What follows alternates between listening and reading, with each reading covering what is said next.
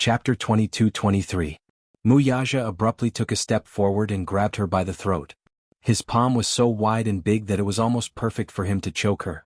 Just a slight squeeze and her face changed. Her face flushed red, and the veins on her forehead were faintly bulging. Let go. The man's strength was truly terrifying. It was as if he could break her throat in the next second if he exerted a little more force. Under his grip, a suffocating feeling that could destroy heaven and earth assaulted her. She felt as if she was a tiny ant, and no matter how hard she struggled, she could not break free from his grip. Help! She could feel that the man was exerting a lot of force as if he wanted to strangle her to death. Xiangyu was taken aback by this sudden turn of events. She was stunned for a few seconds before she came back to her senses. She hurriedly went up to Yun Qingmiao, trying to free her from the man's grasp. However, she seemed to have underestimated the strength of Wuxia's grip. She begged for mercy while trying to pry off his hand with her fingers, but the man's fingers were like steel nails that were tightly wrapped around her neck. No matter how hard she tried, they would not budge. Yun Qinli too panicked. She stood aside in shock, her face ashen like a wax statue. Let go. I beg you. You'll kill me. The kitchen door suddenly opened. Yun Shishir walked out. She was not surprised to see this scene. In fact, she was unusually calm. She watched in silence for a long time until Yun Qingmiao looked like she was about to faint. She then walked forward and held Wuxia's wrist, saying gently, "Don't be angry. Let go." Wuxia still refused to let go. "Be good."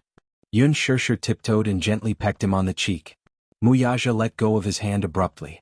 Yun Qingmiao's body broke free from the restraint at once, and due to the inertia of gravity, she fell limply to the ground. She had just fallen to the ground, clutching her neck and coughing crazily.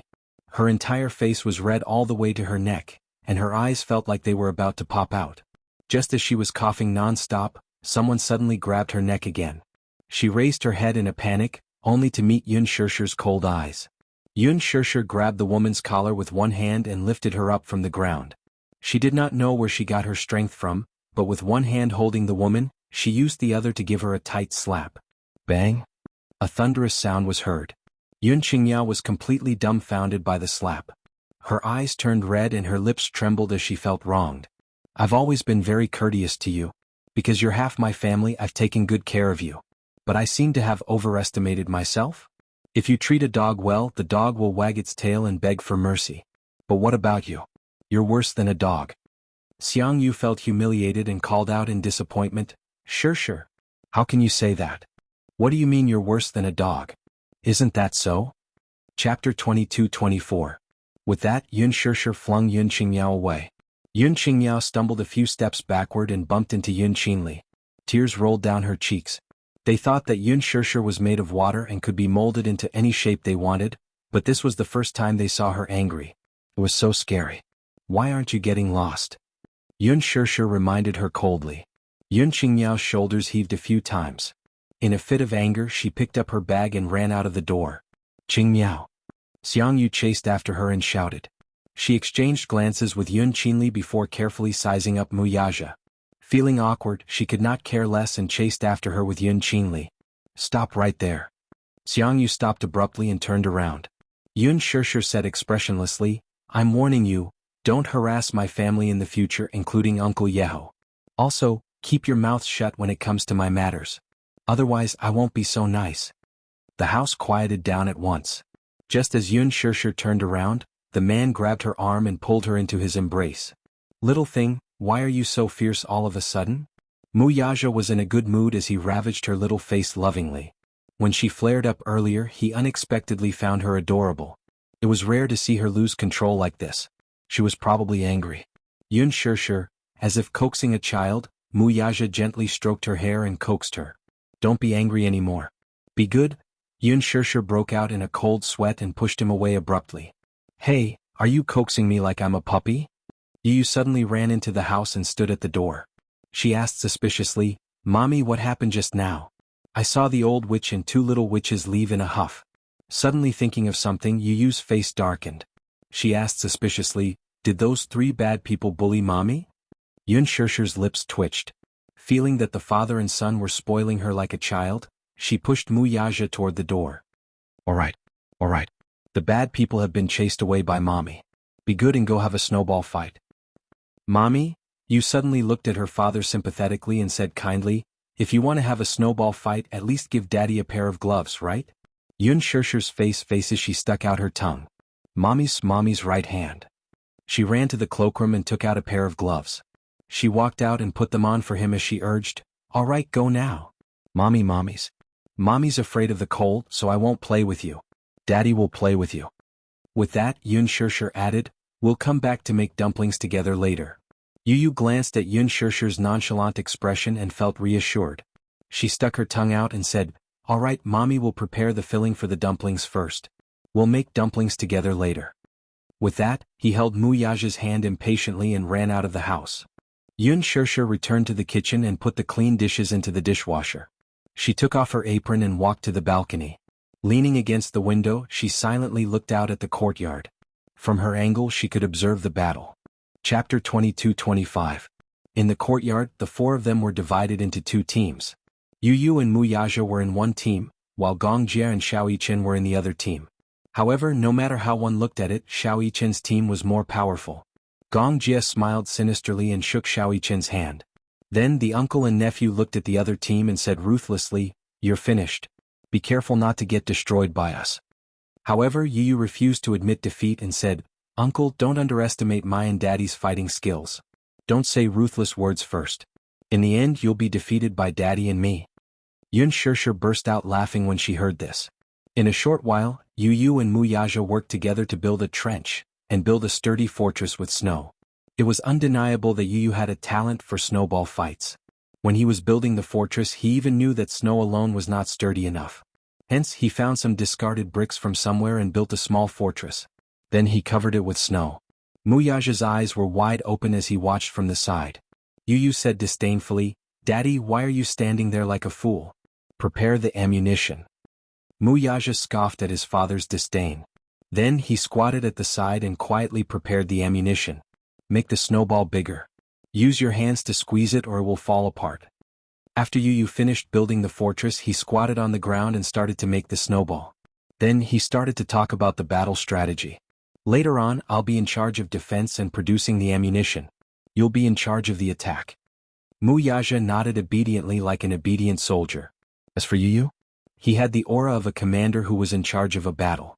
Soon the snowballs were ready. Yu continued, "Don't be reserved when you have a snowball fight. Don't have the burden of being an idol.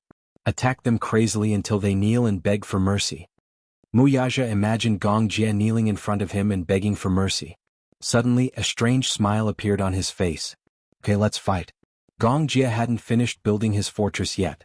Although Xiao Yichen was a fierce fighter, he was clumsy when it came to work behind the scenes. Compared to Yu, who was the king of craftsmanship, what about Gong Jia? It wasn't any better. Yu had already made the snowballs, but they had only built half of the fortress. While the uncle and nephew were still figuring out how to build the fortress to be strong enough, Muyaja and Yu's first wave of attacks had already arrived. A solid snowball smashed into Gong Jia's head with a dong sound. Ouch! Gong Jia screamed and fell to the ground. Little Yichen was flabbergasted. Usually when a snowball smashed into a person's body, it would scatter and turn into broken snow. However, Yu and Muyaja had figured out that during a snowball fight, the snowball had to be squeezed tightly to remove the moisture from the snow. Muyaja had a lot of strength in his hands. A snowball was squeezed into an ice ball and smashed onto Gong Jia's head, but it didn't shatter. It was obvious how strong it was. Such a snowball would hurt the most when it hit a person's body. It was like a hard rock. Gong Jia held his head and got up from the ground. Muyaja threw 2 more snowballs at him. He seemed to be aiming accurately. All 3 snowballs hit Gong Jia's head without missing a target. Chapter 22-26. Gong Jia howled again as he suffered 3 consecutive critical hits and fell to the ground. Yu laughed maniacally and said humiliatingly, "Uncle, you're a weakling." Yun Shirshir couldn't hold it in anymore and laughed as well. "Weakling?" Gong Jia got up from the ground angrily. Perhaps he was too agitated, so he grabbed a ball of snow from Mu Yichen's unfinished fortress. He squeezed it slightly and threw it at Muyaja. Muyaja moved elegantly and dodged it nimbly. The snowball smashed onto Yu's body and shattered immediately. It didn't hurt at all. Mu Yichen said pitifully, "Uncle, don't touch my fortress." Smack! Gong Jia hit his head in disappointment and said gloomily, "They're already at our door. Why are you still building a fortress? Let's start fighting." Xiao Yichen gave up on the fortress and stopped defending. He grabbed a snowball from the ground and threw it at Wuxia. The uncle and nephew sent snowballs flying at Wuxia one after another. The flames of war spread. Yu went back to the fortress and started to make snowballs continuously. Then he sent them to the battlefield continuously. He cheered for Wuxia loudly, "Daddy, go! Kill them!" Wuxia went all out as he attacked the pair of uncle and nephew. Yu's snowballs were of excellent quality. They had strong attack power and increased the critical hit attribute. Seeing this, Yun Shirshir laughed so hard that her stomach hurt. How were those snowballs? They could be considered ice balls, right? Xiao Yichen and Gong Jie's fighting skills were top-notch, especially Gong Jie. After all, he was an adult and his skills were on par with Wuxia's. With Xiao Yichen's help, they were equivalent to half of Wuxia's fighting skills. The two of them cooperated well and attacked together. However, both of them were on the front line and lacked ammunition. The two of them were evenly matched. Yu watched the battle and made snowballs at the same time. He was overjoyed. Yun Shirshir couldn't help but feel sorry for Yu. Then she smiled in relief. Putting aside those annoying matters from just now that he had calmed down and watched the family of four make a mess in the courtyard, a kind of peaceful happiness arose spontaneously. Yu hadn't played so happily in a long time, right? When he was a child, every time it snowed in winter, many children would run out of the house to have snowball fights. In the past, at this time, the little guy would lie on the window and watch with envy and yearning. However, because of his health, he was ordered to stay at home. Therefore, he could only envy. However, it was different now. With Gong Jie, Xiao Yichen, and Wuxia as his playmates, he probably wouldn't feel lonely this winter. In the courtyard, the smoke of gunpowder filled the air and the flames of war raged on. Gong Jie and Little Yichen fought side by side in a ferocious battle. Wuxia too went all out. He was actually on par with the two of them alone. The four of them had a strong desire to win. Even though it was just a game, they gave it their all and didn't hold back at all. Xiao Yichen saw that his father couldn't win, so he quickly aimed at Yu. Hence he picked up a snowball and attacked Yu. Chapter 22-27. Yun Shirshir could not help feeling eager to give it a try. Just looking at it made her excited. Hence, she put on her gloves and scarf and sneaked into the yard. Without thinking, she joined Yu's team. Yu was excited when she saw her mommy. "Mommy, you're here too?" "Yeah. Mommy will play with you guys, okay?" "Okay." Gong Jie was competing with Wuxia. The two tall and burly men were fighting, so they didn't notice Yu's team's reinforcements. Yun Shirshir picked up a snowball and threw it at Gong Jie. The snowball hit Gong Jie's neck. As he wasn't wearing a scarf, the snowball entered his collar with a whoosh. The frozen snowball slid into his clothes and stuck close to Gong Jie's warm skin. Gong Jie was so cold that he almost jumped up. He turned around murderously and saw Yun Shirshir smiling at him. She even beckoned him with her finger. "Bring it on. Sis. You're cheating." Gong Jie instantly complained aggrievedly. "It's not fair to have 3 people against 2. "Yeah. Mommy, you're biased. You're helping Yu and not helping me." Little Yichen wanted to cry but had no tears to shed. He pursed his lips, feeling extremely wronged. Yun Shirshir couldn't bear to see this. She quickly shifted her center of gravity, picked up a snowball and threw it at Wuxia. Wuxia had originally treated her as a teammate.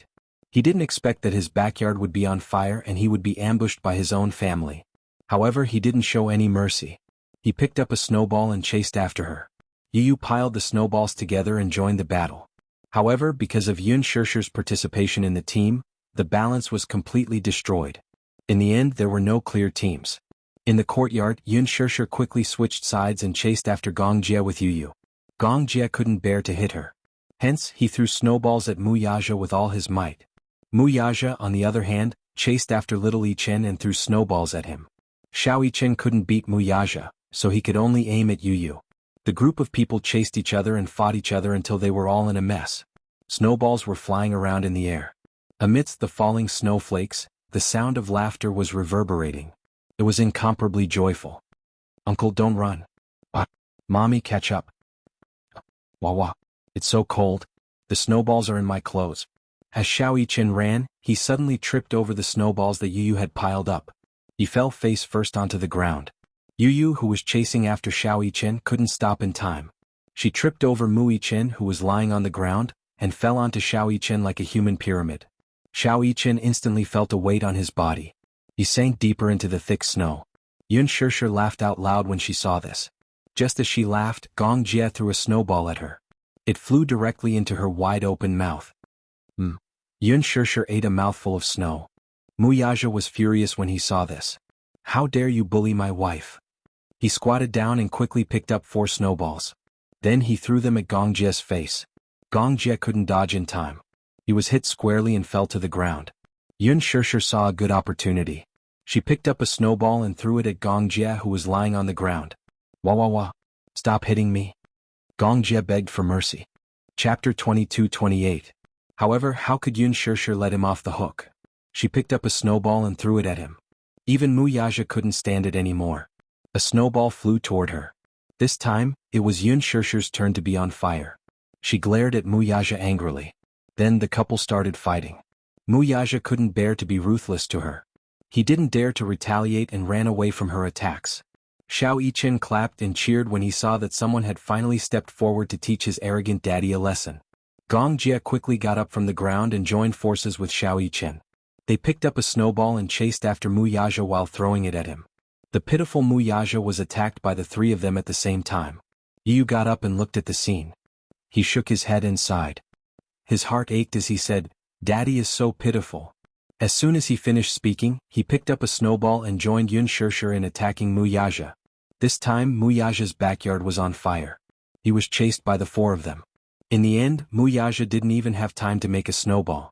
He grabbed the snow on the ground and attacked the 4 of them. However, he wasn't a god. No matter how powerful he was, he couldn't withstand the attacks of the 4 of them. Furthermore, the team had Gongjie and Little Yichen, who were highly skilled fighters. Soon he was defeated and fell to the ground under the 4 men's attacks. Ha. Xiao Yichen felt that he had vented his anger and clapped his hands. Muyaja stood up gloomily. Gongjie rushed forward and wiped his face with a snowball. Ha. After the snowball fight, the 5 of them returned to the house. Xiao Yichen complained that his hands were cold and wanted to quickly get a basin of hot water to soak his hands. Yun Shirshir immediately stopped her. You can't soak in hot water. If you soak in hot water after the snow is removed, you'll easily get frostbite. But my hand is a little cold, Xiao Yichen said pitifully. Yun Shirshir squatted down in front of him and held his hand gently. She carefully rubbed his little hand and blew on it before rubbing it again. Do you feel better now? Yes. I feel a little better. Yun Shirshir smiled at him and continued to rub his hands. However, not long after, 2 pairs of hands suddenly stretched out in front of her. Yun Shirshir looked up in surprise and saw Gongjie and Yu standing in front of her. Gongjie beamed and said coquettishly, "Sis, my hands are cold too. Help me rub them too." He was jealous of Muichen's special treatment, and couldn't wait to receive Yun Shirshir's gentle care. However, before Yun Shirshir could say anything, another pair of large hands suddenly reached over and wrapped around his hands. Gongjie's lips twitched violently. He turned around expressionlessly and saw Muyaja coldly grabbing his hands and rubbing them. "I'll rub them for you." "I don't want to." Gongjie resentfully withdrew his hands with a look of disdain. "Haha, uncle despises daddy." Yu laughed. After resting for a while, Yun Shirshir brought the dumpling fillings and wrappers to the table and called out, "Let's make dumplings together." The highlight of New Year's Eve was the family sitting together and making dumplings together. Gongjie and Muyaja also sat down and made dumplings together. However, the 2 men had never done any household chores and rarely had the chance to cook. How could they know how to make dumplings? They held up the dumpling wrappers and looked confused. Chapter 22-29. Daddy, I'll teach you. Yu spread open the dumpling wrapper and used her chopsticks to spread the filling in the center. Soon a dumpling was formed. "Mommy, why must we eat dumplings during the new year?" Yun Shirshir explained, "This is called New Year's dumplings. Dumplings are like ingots and symbolize wealth. They are also round and symbolize family reunion. Moreover, the dumplings on New Year's Eve are filled with meat. The dumplings are full and symbolize prosperity, peace and prosperity." Xiao Yichen nodded his head half-heartedly. "Oh, so there's such a saying." After Yun Shirshir taught Xiao Yichen step by step, she turned around and saw Gongjie staring at the dumpling wrapper with a bitter look on his face. It was obvious that he knew nothing about making dumplings. Muyaja, on the other hand, had finished making the dumplings under Yu's guidance. However, the first dumpling could only be considered as a half-finished product as there was too much water and the dumpling wrapper broke. Yu said in disdain, "Daddy, you're so stupid." Muyaja was instantly dealt a blow and said in shame, "Daddy has been made dumplings before. My first time making dumplings, but they look good." Yu did not give Muyaja a way out. Muyaja was thoroughly depressed. Yun Shishir sat beside Gong Jie and taught him step by step. Under her guidance, Gong Jie actually managed to make the dumplings well. Before they knew it, it was already 6 p.m. Yun Yeqing walked downstairs and saw that the dumplings were already made on the table. Yun Shishir and Yu were busy in the kitchen. Muyaja was in charge of assisting, while Gong Jie and Xiao Yichen were watching TV in the living room. There would be a spring festival gala on New Year's Eve. Although it was not time yet, it was already being previewed and replayed last year's gala. What about Xiang Yu and the other two? Yun Yeqing realized that the mother-daughter pair was no longer around, but after giving it some thought, he guessed that the three of them were tactful enough to return home. At 7 o'clock in the evening, the reunion dinner was ready. Yun Shishir stood at the door and looked around for a while. She waited bitterly for a long time, but there was still no sign of Hua Jin. Could it be that he had forgotten? She returned to the house in disappointment. Hua Jin took a taxi to Xiangdi Walk. According to the address sent by Yun Shishir, he found his way there. Standing at the door through the floor-to-ceiling window, he could easily see the harmonious scene in the living room. The family of 6 sat around the table, laughing and chatting happily. It was a happy and harmonious atmosphere. He couldn't help but feel envious. Envy and yearning rose from the bottom of his heart. How many years had it been since he spent the new year with his family like this? As far as he knew, there was no concept of celebrating the new year. He was homeless to begin with, so such a scene could only be an extravagant wish for him. Hua Jin walked to the door and reached out to press the doorbell, but just as he reached out, he realized that he did not have the courage to press the doorbell. He furrowed his brows and retracted his hand guiltily. He blew on his hand and rubbed it gently. Outside the house, heavy snow was swirling in the air. The snow was getting heavier and heavier. It was as if countless cotton balls were floating in the air. Hua Jin was wearing a coat and a scarf. The fluttering snow landed on his body and face. Standing in the snow for a long time, even his eyelashes were lightly covered with a thin layer of snow. With just a gentle blink, the snow fell from his eyelashes and was blown away by the wind. Chapter 22:30. He yearned for it but didn't dare to step in, as he felt like a foreigner with nowhere to return home. Hua Jin slowly took a step back and returned to the courtyard. Through the French windows, he stood there quietly for a long time, silently looking at the harmonious scene in the house. While he was envious, he also felt that he shouldn't disturb such a warm moment. He probably wouldn't be welcomed, right? He didn't dare to imagine that when he walked in, those pairs of doubtful, repulsive or conflicted gazes would be directed at him. Just the thought of it made him feel exceptionally uneasy and helpless, so it made him feel awkward and even more nervous. At the same time that his heart was uneasy and timid, there was also a kind of loneliness. Would such a warm light be lit for him? Because of this flustered state of mind, he ultimately didn't have the courage to step in. Turning around, like a deserter, he actually wanted to quickly escape from this place. Hua Jin had just turned around when a voice sounded from behind him. Hua Jin. Hua Jin's back view paused as he turned around in shock. But he saw Yun Shishir had unknowingly opened the door and was standing at the doorway, looking at him with a joyful and coquettish expression on her face. Why are you only here now?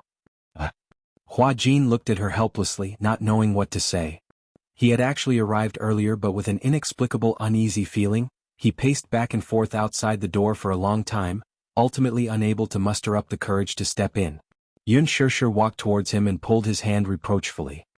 You're here so late. Everyone's waiting for you and the hot dishes haven't been served yet. Quickly come in. Shishir.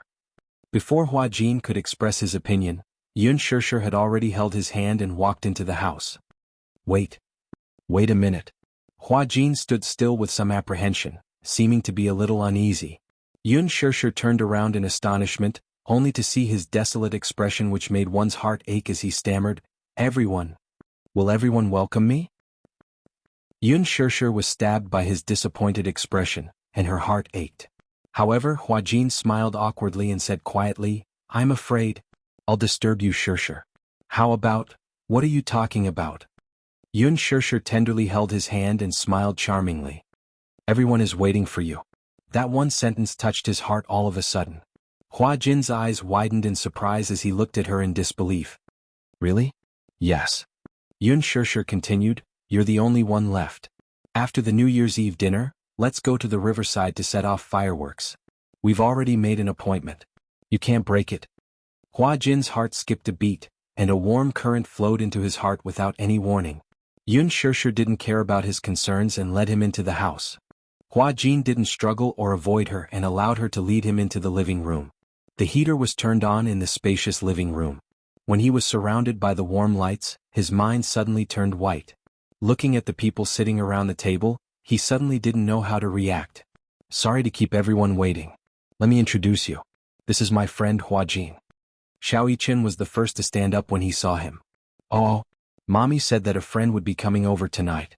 Is that brother Hua Jin? I know him. The male lead of Lethal Beauty.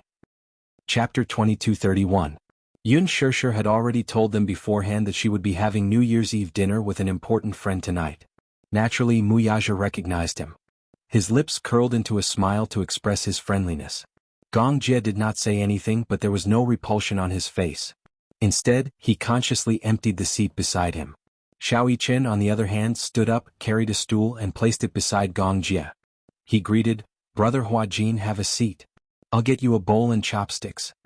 As he spoke, the little guy nimbly brought a bowl and chopsticks from the kitchen. Yun Shirshir pushed Hua Jin to the table and sat down.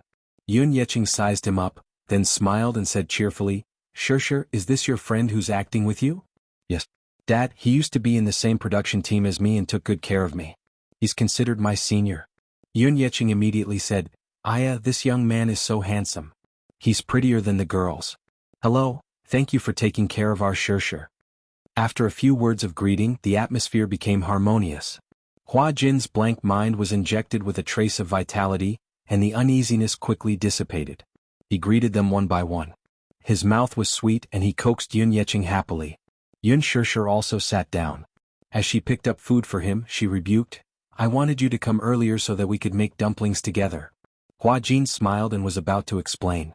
Muyaja suddenly turned to ask him, "Can you drink?" Hua Jin immediately replied reservedly, "Yes, I can drink a little."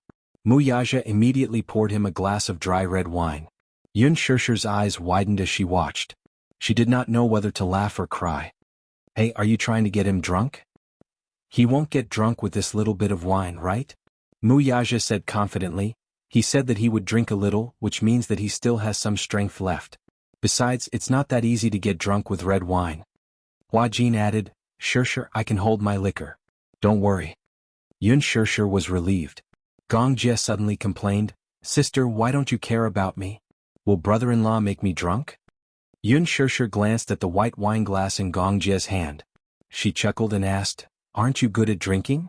"I've already drunk 2 glasses. Brother-in-law's alcohol tolerance is really not for show. I feel that if I continue drinking like this, I'll be ruined by him." Muyaja snorted coldly. He picked up the white wine bottle and filled Gong Jie's glass to the brim.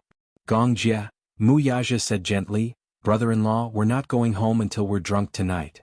Gong Jie immediately cried out in grievance, "Brother-in-law, you must be doing this on purpose. Are you trying to get me drunk and then leave me alone at home to set off fireworks without me?" This brat's brain is very bright. He had actually figured out his motive. Muyaja raised his eyebrows and seemed to be provoking him. "Don't get drunk if you dare." Gong Jie was speechless. His eyebrows twitched and he was instantly inspired. "Humph humph humph. I'd like to see who will be the one to fall tonight." With that said, the two of them picked up their wine glasses and started drinking again. The table was full of chatter and laughter.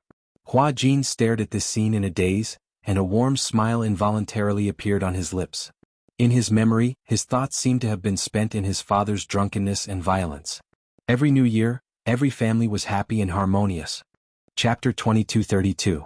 Every New Year's Eve, his father's mood seemed to get worse. Every New Year's Eve he would always come home drunk and drag him out of bed.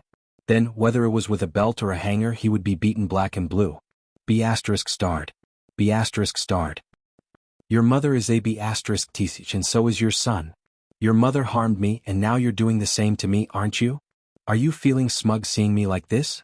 Are you happy? I'll beat you to death. I'll beat you to death, you little B*****. His father's roar seemed to be echoing in his ears. That hideous and distorted face seemed to still be in his mind. Hua Jin came back to his senses from his memories. When he looked up, the long-lost warmth enveloped him once more. He suddenly smiled and raised his wrist. "Thank you for your hospitality. Let me toast everyone." Tonight, he was no longer as arrogant and domineering as he was on set. Instead, he was as humble and polite as a child, unbelievably well behaved. Yun Shishir thought to herself, this is probably how he was in the beginning. He's innocent and pure without a trace of pretense. After the New Year's Eve dinner, Gong Jia was already a little tipsy, but he was only a little tipsy. It turned out that Mu Yaja's alcohol tolerance was better than his father's, but what surprised everyone the most was Hua Jin's alcohol tolerance. He drank quite a lot and, under Gong Jia's persuasion, drank a lot of alcohol for Gong Jia. He drank more than half a liter of white wine, but he had no reaction at all. Yun Shishir was shocked. This guy's alcohol tolerance is so good. Mu Yaja also drank more than half a liter of white wine, but he still had no reaction. It was as if that liter of white wine was just plain water. After the New Year's Eve dinner, the family went to the riverside to set off fireworks. Yun Yeqing, on the other hand, said that he would stay at home to take care of his brother. The weather outside was chilly. There was still some sunlight during the day, but at night, the wind was even colder. Yun Yeho's legs could not stand the cold and would often ache. Hence, he could not go out to set off fireworks, so Yun Yeqing stayed at home to take care of him. Yun Shishir did not insist. Hence, she drove the car full of people to the riverside. When the 6 of them arrived at the riverside, it was already 11:30 p.m. Many people had already come to the riverside. Many of them were preparing to set off fireworks, while some of them were just here to watch the fireworks. Every New Year's Eve, people would tacitly gather by the riverside because the city restricted fireworks and firecrackers. However, the control by the riverside was lax. Because it was near the riverside, there were no major hidden dangers and basically no one cared. Yun Shishir bought a lot of fireworks, including large artistic fireworks. Mu Yaja and Gong Jia set up the fireworks and waited for the countdown to the new year to pass. They would set off the fireworks at midnight. However, before that, of course, he needed to do some warming up. There were also many small fireworks for viewing and playing. Xiao Yiqin, who had never set off fireworks on New Year's Eve, was so excited that he chased after Yun Shishir, shouting for fireworks. Yun Shishir gave him a fireworks stick. Xiao Yiqin held it in his hand, but he was confused and did not know how to light it. Yu muttered, "Idiot, haven't you set off a fireworks stick before?" "No, I haven't." Xiao Yiqin felt wronged. "This is my first time." Yun Shishir laughed and walked over to him. She stopped beside him and gently taught him, "Hold the end. Yes, hold it like this. Don't point the end at yourself." "Okay." Chapter 22:33. As she spoke, she carefully lit a match and aimed it at the fuse. Soon, with a sizzling sound, the fuse was ignited and sparks flew in all directions. Xiao Yiqin excitedly held the end of the fireworks stick tightly. However, he was so nervous that he didn't dare to move, as if he was facing a formidable enemy. Soon the fireworks lit up. Colorful fireworks shot out one by one, illuminating his tender face. "Wow! It's so beautiful!" Xiao Yiqin exclaimed in shock and excitement. Soon Yun Shishir also lit up a fireworks stick for Yu. However, unlike Xiao Yiqin, Yu wasn't as nervous and helpless as Yu was when he set off fireworks for the first time. He calmly held the fireworks stick and gently waved it in the air. The colorful fireworks danced in the night sky, forming a gorgeous streamline. It was beautiful and compelling. When Xiao Yiqin saw that fireworks could be played like this, he excitedly imitated Yu and waved it. The 2 little guys were overjoyed. Hua Jin was originally standing at the side and watching in a daze. Yun Shishir suddenly handed him a fireworks stick and smiled. "Hua Jin, let's do it together?" Hua Jin took the firecracker from her and she lit it for him. The colorful fireworks lit up his smiling face in an instant. Hua Jin held the fireworks stick and waved it gently as he leaned against the river. Gong Jia and Mu Yaja also took out a more beautiful type of fireworks and set it off. Ah! Xiao Yiqin quickly finished setting off the fireworks in his hand. When he turned around and saw the fireworks in Gong Jia's hand, he was extremely envious. "Wow, wow, wow. The fireworks set off by Uncle are so beautiful. I want to set them off too. I want to set them off too." Gong Jia walked over and carried Xiao Yiqin with one hand. He handed the fireworks in his hand to him. "Here. Take it, you can play with it." "Thank you, Uncle." Xiao Yiqin beamed with joy and waved the fireworks stick in the air. After Yu finished setting off the fireworks, Yun Shishir passed the fireworks in her hand to him to play with. Hua Jin stood at the side and watched as Yun Shishir hugged Yu and set off the fireworks with a smile. He felt as though his heart had been cut open and was burning. It was at this moment that Hua Jin suddenly felt that Yun Shishir's world, be it her or her surroundings, was emitting an incomparably dazzling light. He desperately wanted and longed to enter his world. Even he didn't realize that Yun Shirshir's every move was like a level 10 tornado. It was so powerful that it disturbed his mood. At that moment he felt like a young boy who had just experienced love for the first time. His emotions were so high that it felt like a dam was about to burst. Hua Jin stared at Yun Shirshir's back view in a daze. Unknowingly, tears streamed down his face. Yun Shirshir glanced back and was about to ask Hua Jin to join her when she saw him standing silently behind her. Against the backdrop of the fireworks, there was a clear tear stain on his face. It was a ghastly sight. She was shocked.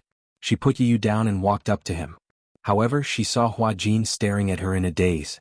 His large eyes were faintly moist. Hua Jin. You, what's wrong with you? Yun Shirshir reached out and gently wiped away his tears. She was a little flustered as she asked, You? What's wrong with you? Why are you crying? Crying? Was he crying? Chapter 22:34. What's wrong? Yun Shirshir felt even more helpless. Hua Jin immediately shook his head and explained, It's nothing. I'm fine. Then, why are you crying? Hua Jin said dejectedly, I'm just a little envious of him. Yun Shirshir followed his line of sight and turned around, only to see the back of little Yichen and Yu standing together. She was suddenly acutely aware of the actor's current state of mind and came to a realization. He was probably envious of Yu and Xiao Yichen. Xiao Yichen and Yu are so happy. I'm just a little envious of them. Hua Jin chuckled softly, but there was a hint of bitterness in his smile. Yun Shirshir pursed her lips, turned around and leaned against him. She silently watched Xiao Yichen and Yu's carefree backs. For some reason the two little guys started playing around again, chasing each other. Yu chased after Xiao Yichen. Xiao Yichen cleverly hid behind Mu Yaja. The two little guys ran around Mu Yaja, chasing after each other. Mu Yaja couldn't stand it anymore. He reached out and carried Xiao Yichen, placing him on his shoulder. Taking advantage of Mu Yaja's height, Xiao Yichen smiled proudly and made a funny face at Yu. Yu was naturally indignant. He ran over and tugged at Gong Jie's sleeve. No one knew what he said, but Gong Jie lifted Yu high above his head and made him sit on his shoulder. Yu commanded Gong Jie as though he was a steed. Then the two little guys continued to play around with each other. Xiao Yichen didn't hit Yu too hard because he knew that he was strong. If he really hit Yu would definitely cry. Hence he went easy on him. However, Yu didn't show any mercy. He hit Xiao Yichen so hard that he cried out in pain. Gong Jie laughed heartily and encouraged Yu to bully Xiao Yichen. Mu Yaja couldn't stand it anymore. Seeing that his eldest son didn't live up to his expectations, he lifted Xiao Yichen and ran away. Carrying Yu, Gong Jie chased after them. The four of them, 2 adults and 2 children, were in an uproar. Yun Shirshir immediately said, Hey! Don't mess around. Be careful not to fall. Hua Jin was so amused that he laughed. Suddenly he said gently, Shirshir, do you know? I envy them for having such a gentle father and mother. Yun Shirshir glanced at Hua Jin. Then she silently looked at the messy scene. Suddenly she laughed gently. If I were Hua Jin's mother, I would definitely dote on Hua Jin a lot. Hua Jin was stunned for a moment. He turned his head in surprise and looked at her. At that moment, Yun Shirshir was staring at Mu Yaja and Gong Jie, as well as the backs of the 2 little guys chasing each other. Her gaze was unbelievably gentle. This was probably the radiance of motherhood. Looking at her own child, her eyes were filled with tenderness. This tenderness could melt even the coldest heart. All of a sudden, Yun Shirshir heard Hua Jin's desolate and envious voice. I also wish that I was Shirshir's child. I also wish that I was Shirshir's child. Yun Shirshir's heart ached at these helpless and disappointed words. She turned her head and suddenly reached out to gently hold Hua Jin's hand, holding it tightly. Hua Jin, in the future celebrate Chinese New Year's Eve with us. Just like today we'll make dumplings, have Chinese New Year's Eve dinner together and set off fireworks together, okay? Chapter 22:35. Hua Jin's smile had a special kind of charm. There was a special kind of enchanting mist in his eyes. Usually Yun Shirshir rarely saw him show much sincerity in his smile. In front of the camera, he smiled modestly and hypocritically. On the surface he looked like a humble teenager. However, when the camera turned, in the blink of an eye, the contempt and boredom in the corner of his eyes made that smile look especially ironic. In the crew, his smile became arrogant and insufferably arrogant, like a little demon king, like a rebellious child. Whether it was the director, the actors, or even the extras, he seemed to be deliberately angering them. He spoke ill of them until they were sad, and then he showed an expression of success. But immediately, another kind of indescribable sense of loss and loneliness would appear in his eyes. This kind of loneliness, like an isolated child, tried to use the worst way to attract anyone's attention, to get other people's care and flattery, even if it was hypocritical. But at this moment, when Yun Shirshir turned her head and looked at Hua Jin, she saw him looking at the night sky. His eyes were like hidden stars, bright and shining. This seemed to be his true appearance. Naive, innocent, and simple like a child who didn't know anything about the world. There was no longer a sharp edge on him, and he was so white that he was not stained with any dazzling colors. He said, "I also hope that I am Shirshir's child." It sounded like a very normal thing to say. But from his tone, Yun Shirshir could hear a bit of helplessness and yearning. This kind of helplessness and yearning made her heart ache inexplicably. She had never been a person who was overflowing with love. She hated those clichés and hypocrisy. But her love for Hua Jin, under Hua Jin's smiling gaze, the pain in her heart suddenly overflowed and overflowed. She couldn't help but hold his hand tightly. She just wanted to give him as much warmth as possible on such a cold night. A trace of insignificant warmth. Yun Shirshir looked up at the sky. At this time, there were already people who couldn't hold back their excitement and lit up the fireworks in advance. She couldn't help but think of her childhood. She still remembered the first New Year she spent with the Yun family. She still remembered that Yun Yeching had specially bought a lot of fireworks to set off that year. Some of them were very expensive, easily costing a few hundred yuan. There were even some big and beautiful ones that cost a few thousand yuan. Ordinary families would not bear to set them off. Usually only those who were slightly wealthier would buy them. At that time the Yun family was still very wealthy, and Yun Yeching's career was at its peak. Hence, the fireworks he bought were the most beautiful ones. The New Year's Eve of more than 10 years ago was not like it was now. The streets and alleys were brimming with a strong festive atmosphere. Setting off fireworks was one of the most anticipated New Year's activities. The beauty and splendor of fireworks was the dream of many children. On New Year's Eve, Yun Na pestered Yun Yeching to set off fireworks. Alas, Yun Yeching insisted on releasing it on New Year's Eve. That night, Yun Na secretly moved a set of fireworks from home. She dragged Yun Shirshir out and asked her to show it to her. Chapter 2236. When she heard that, she nodded fearfully and took a match to light it. However, due to her lack of experience, the fuse was not completely lit and was blown out by the wind. Only a small part of the fuse was left. Yun Na scolded her and asked her to continue lighting it.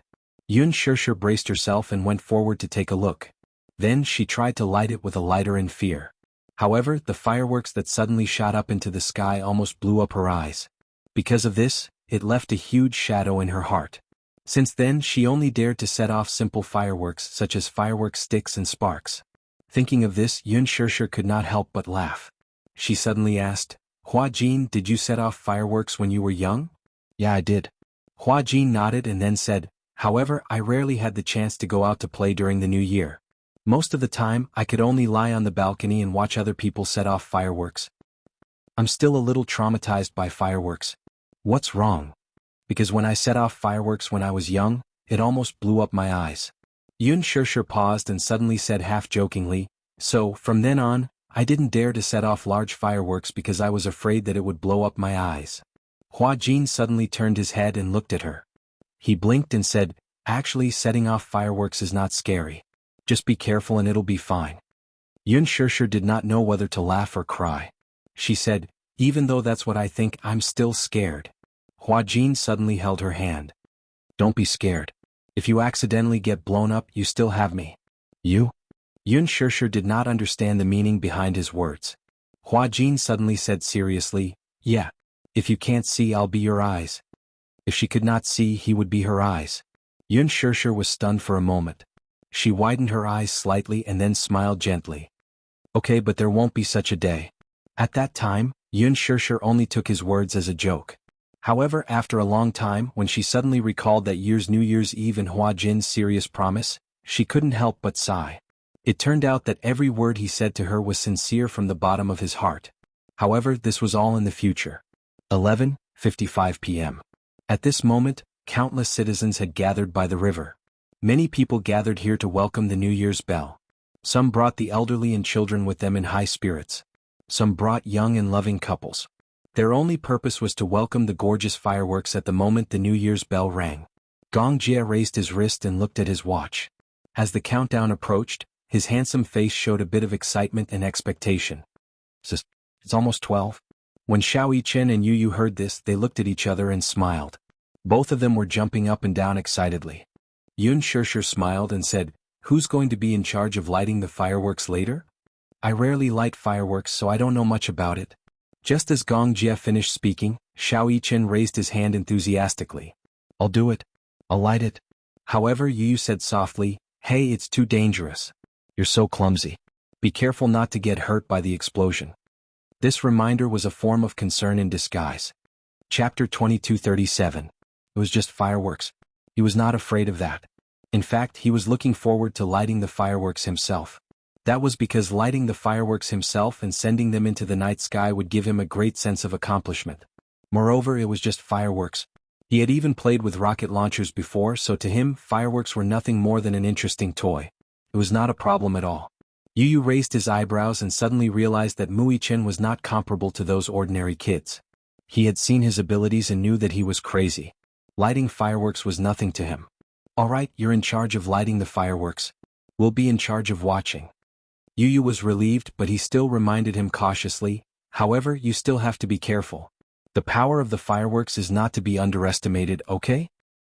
"I know." Xiao Yichen was not grateful at all. He nagged, "Why are you acting like a busybody?" Yu Yu was unhappy when he heard that.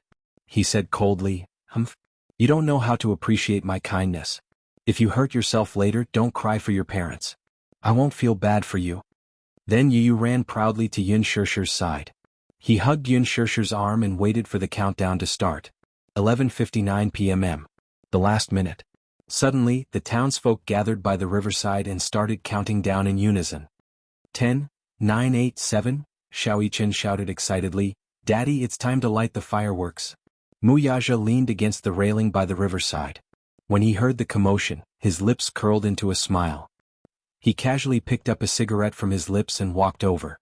He rubbed Xiao Yichen's head and passed him the cigarette. Xiao Yichen took the cigarette butt and chased him to the side. "Daddy, be careful." Mu Yaja walked to Yun Shishir's side. He reached out and gently hugged Yu Yu in his arms. His other hand gently hugged Yun Shishir's shoulder. 3, 2, 1, bah. Walala, at the moment when midnight arrived, countless fireworks rose into the sky, as if there was some kind of magical tacit understanding. In the dark night sky, dazzling sparks exploded one after another. Xiao Yichen covered his ears and ran back. Behind him, fireworks lit up half of the starry sky. More and more people gathered by the river. Xiao Yichen tiptoed and could not see clearly. Suddenly, a pair of hands reached out from behind. Gong Jie picked up Xiao Yichen and placed him on his shoulder, supporting him firmly with one hand. "Can you see it clearly now?" "Yes, I can see it clearly." Gong Jie smiled and then muttered unhappily, "Kid, you're quite heavy." Xiao Yichen, on the other hand, was sitting on his left shoulder with a clear conscience. She held his arm and excitedly watched the countless fireworks rising from the riverside. Ba. Yun Shishir was engrossed in watching the fireworks. Mu Yaja suddenly pulled her into his arms, nodded, and kissed her forehead affectionately. "Madam, Happy New Year." Yun Shishir's heart skipped a beat because of this sudden tenderness. She looked up and met Mu Yaja's gentle eyes. Her face blushed and her eyes revealed a seductive look. Yun Shishir responded with an but Mu Yaja suddenly lowered his head and kissed her lips uncontrollably. Chapter 2238. Yu Yu caught a glimpse of this intimate scene and blushed. She covered her eyes shyly and forced herself not to look. See no evil, hear no evil. Even though she kept telling herself not to look, the little fellow couldn't resist her curiosity. She secretly opened her fingers and peeked at this tender scene through her fingers. Xiao Yichen also caught a glimpse of this scene and suddenly tugged at Gong Jie's hair excitedly. "Uncle, look." Gong Jie hissed in pain, but when he looked in the direction little Yichen was pointing, he saw a heart-pounding scene. His handsome brows knitted together in a frown. He walked over unhappily. Just as Mu Yaja was about to kiss her again, Gong Jie boldly reached out and blocked their faces. Mu Yaja was caught off guard and a kiss landed on Gong Jie's palm. "Ha ha ha." Yu Yu burst into laughter when she saw this. Mu Yaja suddenly looked up and glared fiercely at Gong Jie. He said coldly, "What are you doing?" We're in public. Why can't brother-in-law take note of his image?" Gong Jie mocked him with hostility. How dare he secretly kiss his sister when he wasn't paying attention? If the two of them were being intimate, they should at least avoid a sister con like him. "Why don't you consider my feelings?" Yun Shirshir was so embarrassed that her neck turned red when she heard this. She turned her head away awkwardly, cleared her throat, and pretended that nothing had happened. What image? Mu Yaja said confidently, I'm kissing my wife. It's none of your business. It was a simple sentence, but it left Gong Jie speechless. Yu laughed dauntlessly and almost fell off Mu Yaja's shoulder. Mu Yaja smacked him on the buttocks. Behave yourself. Xiao Yichen pouted and complained, Daddy, that's not right. Shouldn't the first kiss of the new year be given to your precious son? If you give mommy a kiss, what about me? I want a kiss too. Mu Yaja's lips curled into a smile. All right. As he spoke, Mu Yaja suddenly leaned forward slightly and reached out his hand. His slender hand gently lifted Xiao Yichen's chin. He tilted his head slightly and gently kissed the corner of Xiao Yichen's lips. Boom. A loud sound rang out. Little Yichen's face was so red that it looked as if blood was about to drip from it. He had only said it casually, but this stupid daddy of his actually took it seriously. He even gave him such a kiss. His every move was bewitching and charming. He was even more bewitching than those male gods in idol dramas. Especially the smile in his eyes, it killed everything in an instant. Have you ever seen a father flirt with his son? Have you? Little Yichen let out a yelp as he jumped down from his uncle's lap. Covering his face with his hands, he ran away shyly. You're so annoying. Daddy is flirting with me. Mu Yaja was silent. Yun Shirshir was so amused that she burst into laughter. She laughed so hard that tears almost came out of her eyes. Xiao Yichen was such a clown. Did the heavens send him here to make fun of her? Gong Jie felt even more indignant when he saw her laugh. He snorted coldly. Sister, you're so biased. You give brother-in-law a kiss and not me a kiss. You're not a child anymore, Yun Shirshir said, feeling speechless. Gong Jie said coquettishly, No, sister. To be fair, hurry up and kiss me. As he spoke, he closed his eyes and moved his fair face closer. He tapped his face with his finger and said, Kiss here. Chapter 2239. Yun Shirshir's antennae twitched violently. However, in the next second, Mu Yaja turned Gong Jie's face and grabbed his chin. Then he leaned over and gave him a peck on the cheek. When Gong Jie came back to his senses, he opened his eyes. When he saw the culprit in front of him, he instantly jumped up and rubbed his cheek in disgust. He said angrily, What are you doing? Mu Yaja smiled mischievously and said provocatively, Brother-in-law, are you satisfied with this kiss? You. Gong Jie flew into a rage out of humiliation and spat, Pervert. Then he threw a punch at his face. Mu Yaja dodged it nimbly and said scornfully, Hey, you can't hit me. When Yu saw that Gong Jie was really angry, she quickly grabbed Mu Yaja's hand and ran away with her father. Daddy, run. Uncle is going to beat you up. Pervert. Stop right there, don't run. Gong Jie waved his fist and chased after him. Behind him, Yun Shirshir and Hua Jin were left in a mess.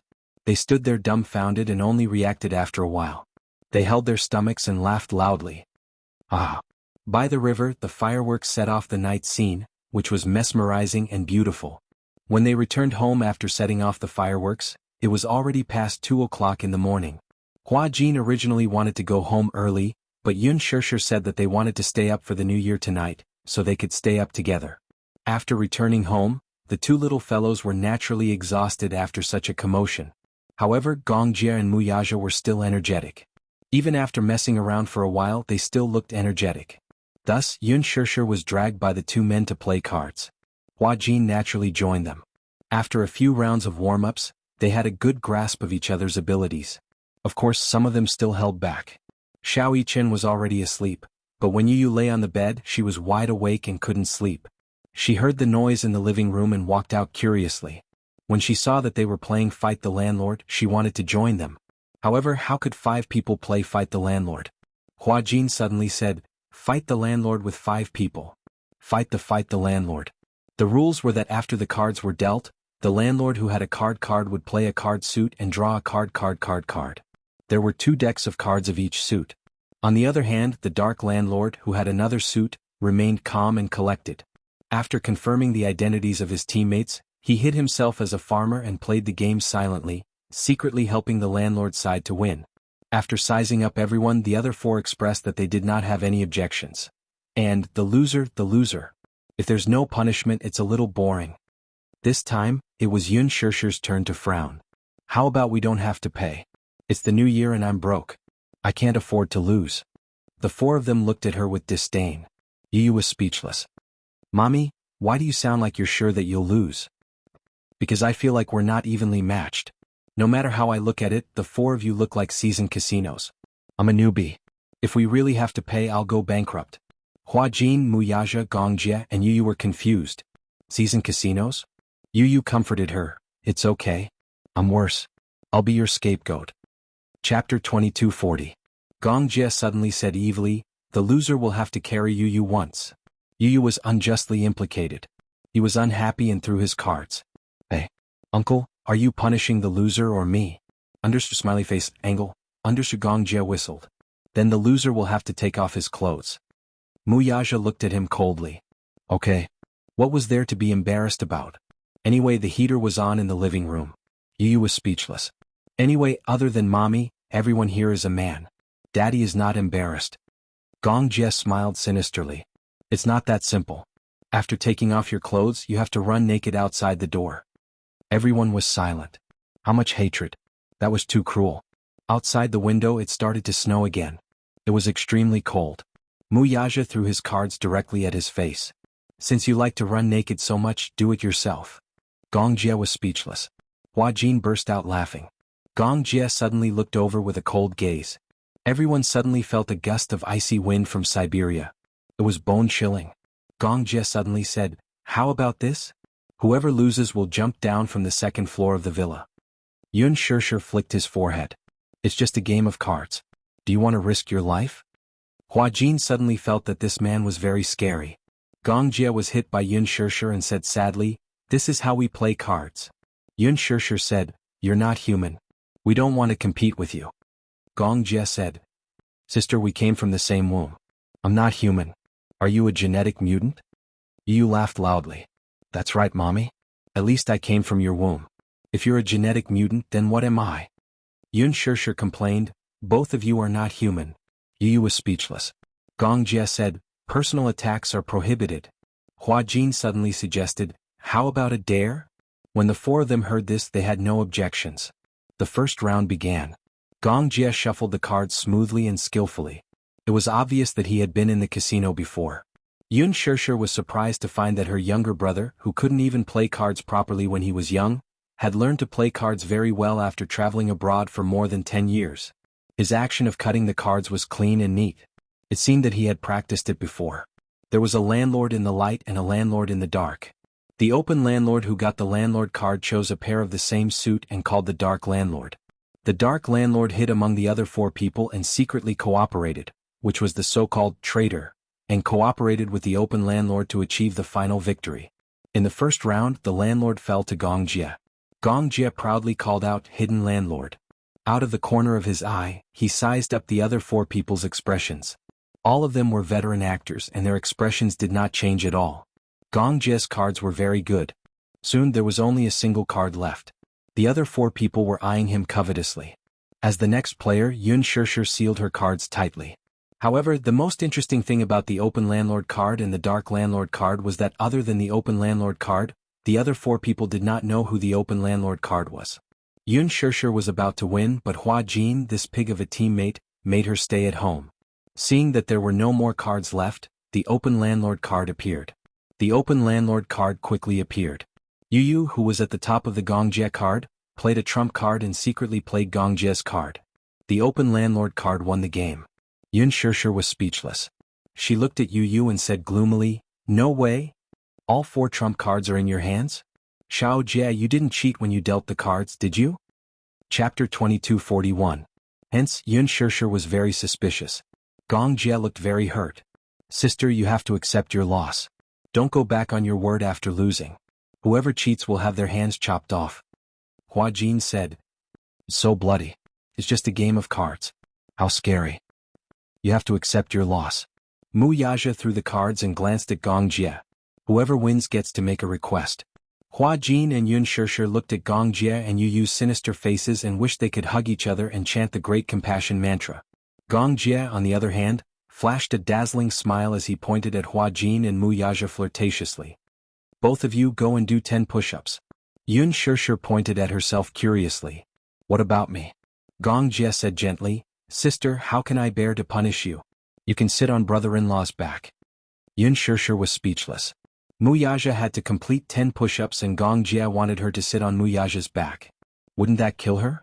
Although she wasn't fat because of her height, she still had some weight. Muyaja's eyes turned cold and he smiled casually. Okay. With that, he stood up and casually unbuttoned his shirt sleeves and collar. Madam, come on up. Yun Shirshir's heart was pounding. She couldn't bear it and glanced at Gong Jia and Yu who were watching the show. Xiao Jia, isn't this too cruel? How can it be? Gong Jia said gloatingly, brother-in-law is so good. It's just 10 push-ups. He can definitely do it. Muyaja was speechless. Pervert. He was obviously going to torture him. He would remember this debt. Hua Jin was the first to finish 10 push-ups before returning to his position. Only then did Yun Shirshir stand up hesitantly and walk to Muyaja's side. She carefully sat down and gently placed her hand on his shoulder. Muyaja was just about to start when Gong Jia suddenly said viciously, Sister, you're breaking the rules. Your feet can't touch the ground. You have to be completely off the ground. Everyone? His feet were completely off the ground? In that case, wouldn't all her weight be on him? Could he take it? Muyaja was so angry that he laughed. Fine. Yun Shirshir tried to lift her feet off the ground and sat on it. Muyaja's expression changed slightly and sank. Fortunately, when he was serving in the military, he had also completed weight push-ups training. At that time, the intensity of the training was definitely much higher than this. But after all, he had been away from the military for a long time. Usually, he paid attention to training and did not undergo such high-intensity training. Brother-in-law, get ready to start. 10 push-ups, go for it. Yu cheered him on from the side. Daddy, go for it. Muyaja started to do push-ups. 1, 2, Yu counted nervously. The first 5 push-ups were done smoothly. But when it came to the 6th, the speed slowed down. Every time he went down and got up, Muyaja's expression would change again and again. His posture was extremely accurate, but even though it took a lot of effort, he still managed to complete a set of 10 push-ups with difficulty. When he was done, Muyaja got up. His expression was rather ugly. He returned to his seat aggressively and took the initiative to shuffle the cards. Chapter 2242. He skillfully cut the cards and let Gong Jia pour the cards. Then he stacked them on the table and said coldly, pick your own cards. It was obvious that he was suspecting Gong Jia of cheating. Yun Shirshir had suspected that Gong Jia was cheating, but she was just joking. She was not serious at all.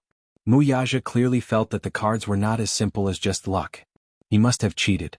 When he observed carefully earlier, he felt that there was something fishy about his technique. Therefore he was suspicious. In fact, Gong Jia often played in casinos, so his technique was extremely nimble.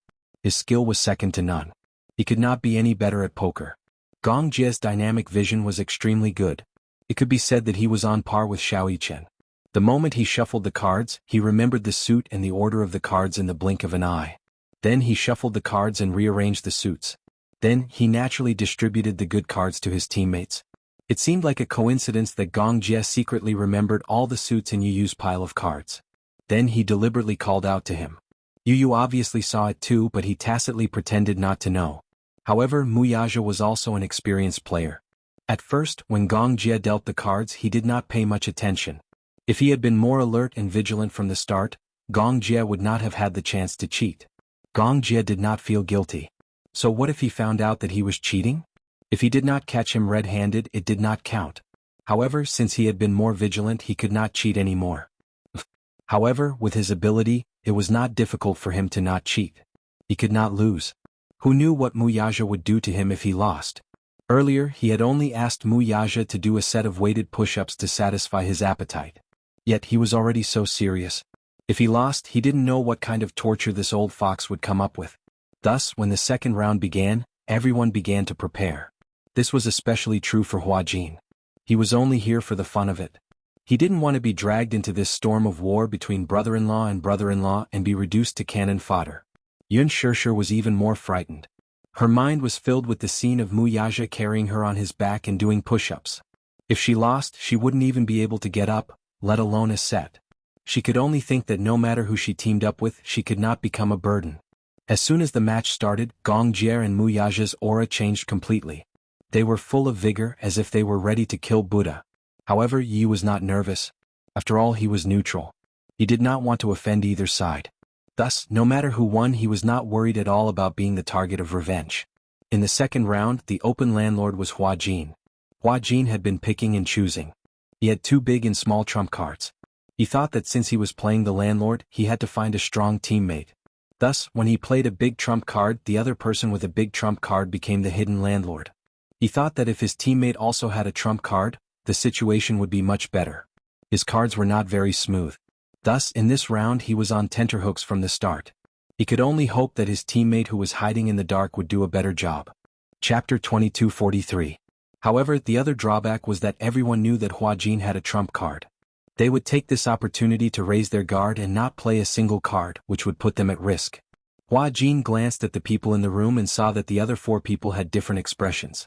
He could not tell which one was his teammate. Yun Shishir kept observing the situation. It was obvious that she was not the hidden landlord. Yu Yu, on the other hand, looked indifferent. He held a card in one hand and rested his chin on the other. His gaze was lazy. It was obvious that it was not him either. Mu Yaja and Gong Jia looked at each other with hostility. As the two most powerful people in the room, the two of them happened to be sitting on opposite sides. At that moment, the two of them were glaring at each other. Their gazes collided and sparks flew. Before the game started, it was necessary to observe the opponent. The foreplay had to be done. Soon, the hidden landlord came to the surface. Gong Jia played a trump card and blocked Yu Yu's small king. He was proud, as if he was very confident. Since he was willing to reveal his identity as the hidden landlord, he was very confident that he would win the game. He had always been like this. He would not make a meaningless struggle. If there was a chance of winning, he would take it down with irresistible force. Gong Jia's cards were very smooth. Hua Jin cooperated with him and killed all the way. Big plain. Gong Jia only had a single card left in his hand. At that moment, there were not many cards left in the farmer's hand. Gong Jia calculated that there were probably no guns left in the room. However, at this critical moment, Mu Yaja came out. Hua Jin saw that he had killed a Qing Yao Jin at this critical moment. He did not hesitate to contribute the bomb in his hand. 5 sixes was a very big bomb. No one could blow it up. However, the tragedy was that Hua Jin was not in Gong Jia's house. He could not put down his card. His next house was Yu Yu. He played a single card to test the waters. There was no trump card left on the field. Yu Yu made Hua Jin fall into despair. Gong Jia only had one card in his hand. As long as he didn't play a single card, he was basically unstoppable. Soon, Yu Yu played a pair of 44-4s and placed Mu Yaja's cards on the table. Hua Jin received no more cards that could suppress him, and Gong Jia's cards were all alone. They posed no threat to him. Mu Yaja quickly threw out all the cards in his hand. The last card fluttered onto the table. Mu Yaja crossed his arms over his chest and arrogantly raised his chin. A sinister smile appeared on his face. It was as if he was silently brewing some perverted game. Gong Jia's face darkened and turned ashen. He looked at Mu Yaja, who was constantly sizing him up. His expression changed again and again. It was over. It fell into his hands. Gong Jia gritted his teeth and said angrily, "This man's gaze was perverted no matter how he looked at it." He did not know what tricks he was going to play. Hua Jin's eyes widened in shock. He did not expect this round to end like this. He had lost. The problem was that there was Gong Jia in his camp. The final punishment was destined to be a bloodbath. He had just done a set of push-ups. Fortunately, he had avoided a calamity. This time, would he be implicated in a perverted game like Gong Jia? In the end, his prophecy came true. Chapter 2244. When Yu Yu heard this, she covered her mouth and snickered. Suddenly, she nudged Yun Shishir's shoulder and asked softly, "Mommy, Daddy said we're going to play a game. Guess what kind of perverted game it will be?" Yun Shishir shook her head blankly and said, "I can't guess. But, it must be very perverted." Hua Jin accidentally overheard Yun Shishir's words. Even though her voice was very low, he could hear it clearly because they were sitting opposite each other. Corporal punishment? He supported corporal punishment. Hua Jin would rather do push-ups than play this man's game. It must be very perverted, right? Sure enough, his guess was confirmed. Mu Yaja quickly announced the rules of the game, the tissue game. There were a total of 10 tissues. They were neither thin nor thick. First, Hua Jin had to suck them up with his mouth. Then, using the same mouth-to-mouth method, Gong Jia had to suck them up to his own mouth. Then he would suck all the tissues and throw them into the trash can. Only then would it be considered a success. Wasn't this the same as a disguised mouth-to-mouth kiss? And it was two men. Gong Jia and Hua Jin looked at each other, both uncomfortable. Mu Yaja suddenly said casually, "Oh, if the tissues fall on the ground, there's a punishment too." However, if you use your mouth to suck the tissues up from the ground, then you can avoid the punishment. Do you understand the rules? Dead silence. Gong Jie and Hua Jin's faces were extremely dark. Gong Jie's face was dark because he was extremely unhappy with the rules of the game. This was obviously teasing him. What tissue game? It was fine if it was only a woman, but the opponent was actually a man like Hua Jin. This was driving him crazy. Hua Jin's face was dark because he felt like he was the one who was implicated for no reason. It wasn't his first time kissing a man. Most importantly, he didn't dare to think about indirectly kissing a great demon king. What if he touched the big demon's red line and got swallowed whole? Yu tried hard to hold back her laughter. Her shoulders were shaking as she tried to hold back her laughter. Tears were about to come out. Interesting. Uncle, come on. You said it just now too. Since you've lost, you have to accept the punishment. I've prepared the props for you too. Okay. Gong Jie glanced at the 10 tissues that Yu had prepared for him. His lips for a while before he swallowed his anger and said, okay. He glanced coldly at Wuxia and sneered through gritted teeth, you win. With that, he pushed Hua Jin to the side and ordered, begin. You, and you, to you, and you. The problem was that Gong Jie was taller than Hua Jin. Hence, Hua Jin had no choice but to stand on tiptoe, but the moment he lost his balance, he stumbled and nearly fell. But that wasn't the case. The tissue landed on the chair. Feeling depressed, the man rebuked, can't you be more careful? Hua Jin muttered, who asked you to be so tall? Gong Jie's face darkened. Pick it up. Hua Jin's expression changed again. Then he bent down slowly and sucked the tissue into his mouth. Chapter 22:45. Gong Jie's broad palm held the back of the man's neck firmly as his thin lips pressed down on the ladders, sucking the tissue away with a suction force. Hua Jin was slightly taken aback by this gesture. Usually, this gesture was only used when a man was kissing a woman. Every detail showed the man's unique domineering and subtle gentleness.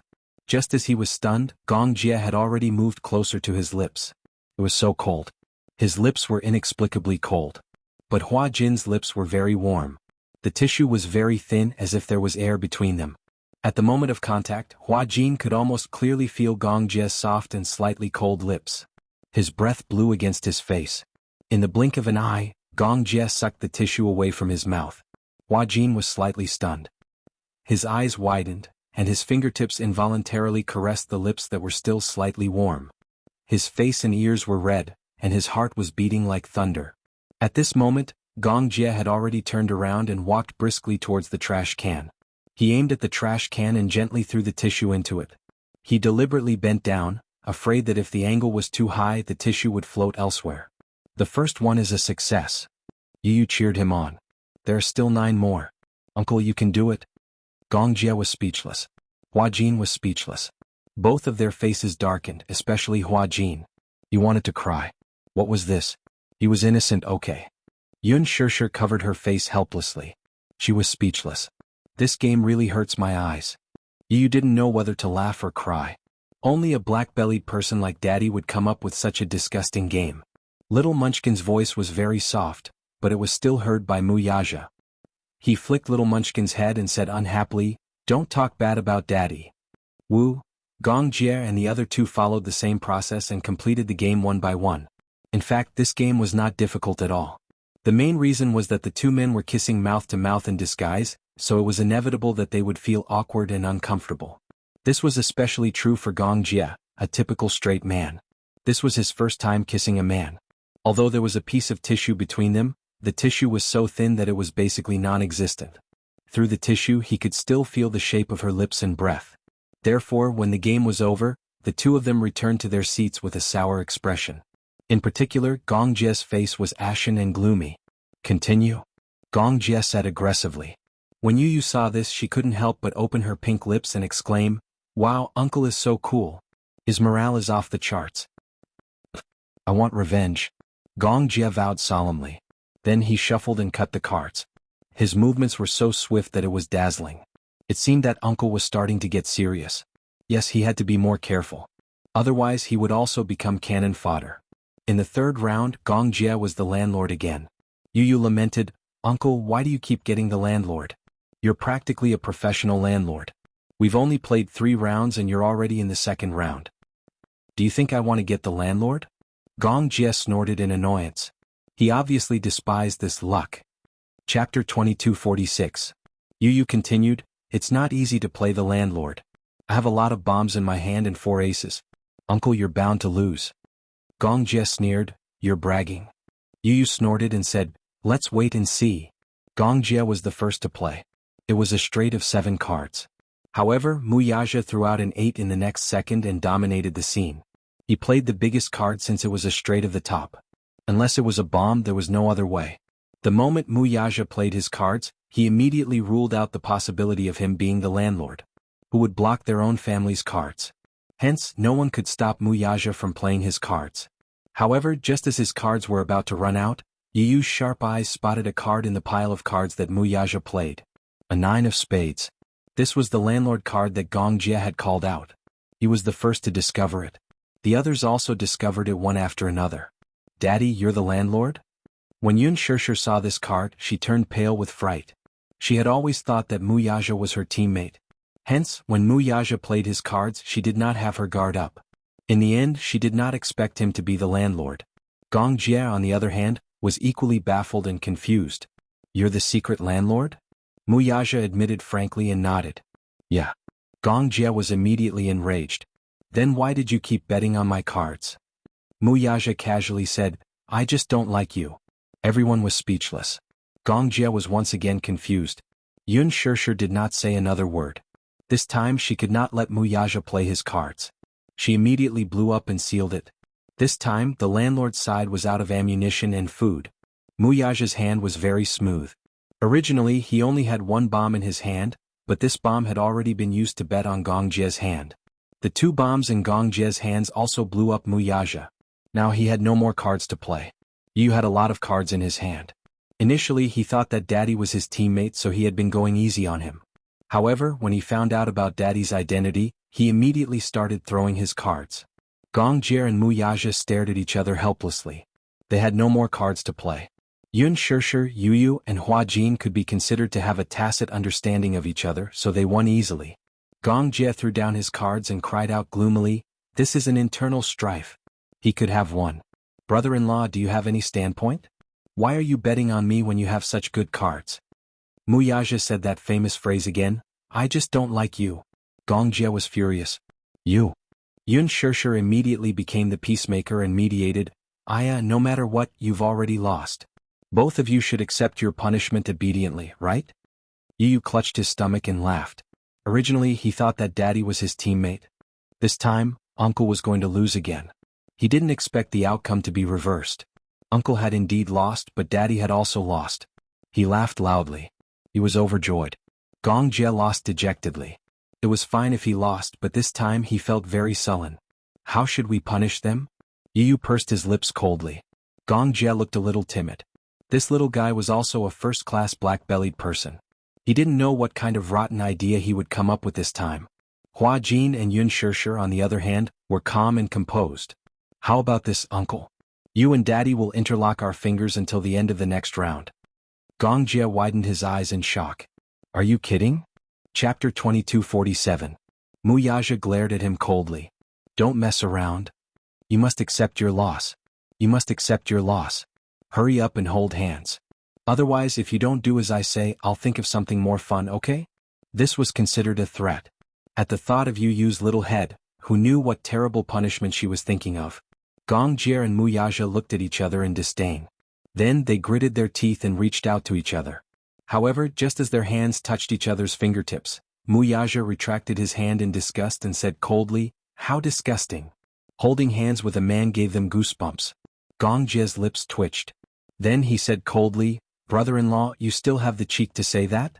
If you weren't a hindrance, would you need to be punished? Mu Yaja sneered, Who told you to pick me as your teammate? Gong Jie replied angrily, If I knew that the 9 of spades was in your hands, I wouldn't have picked you even if I died. Yu couldn't stand it anymore. She urged, Hurry up, don't waste time. Isn't it just holding hands? What's so difficult about that? Mu Yaja and Gong Jie glared at him in unison. Their eyes were full of resentment. Change the punishment. Gong Jie demanded righteously.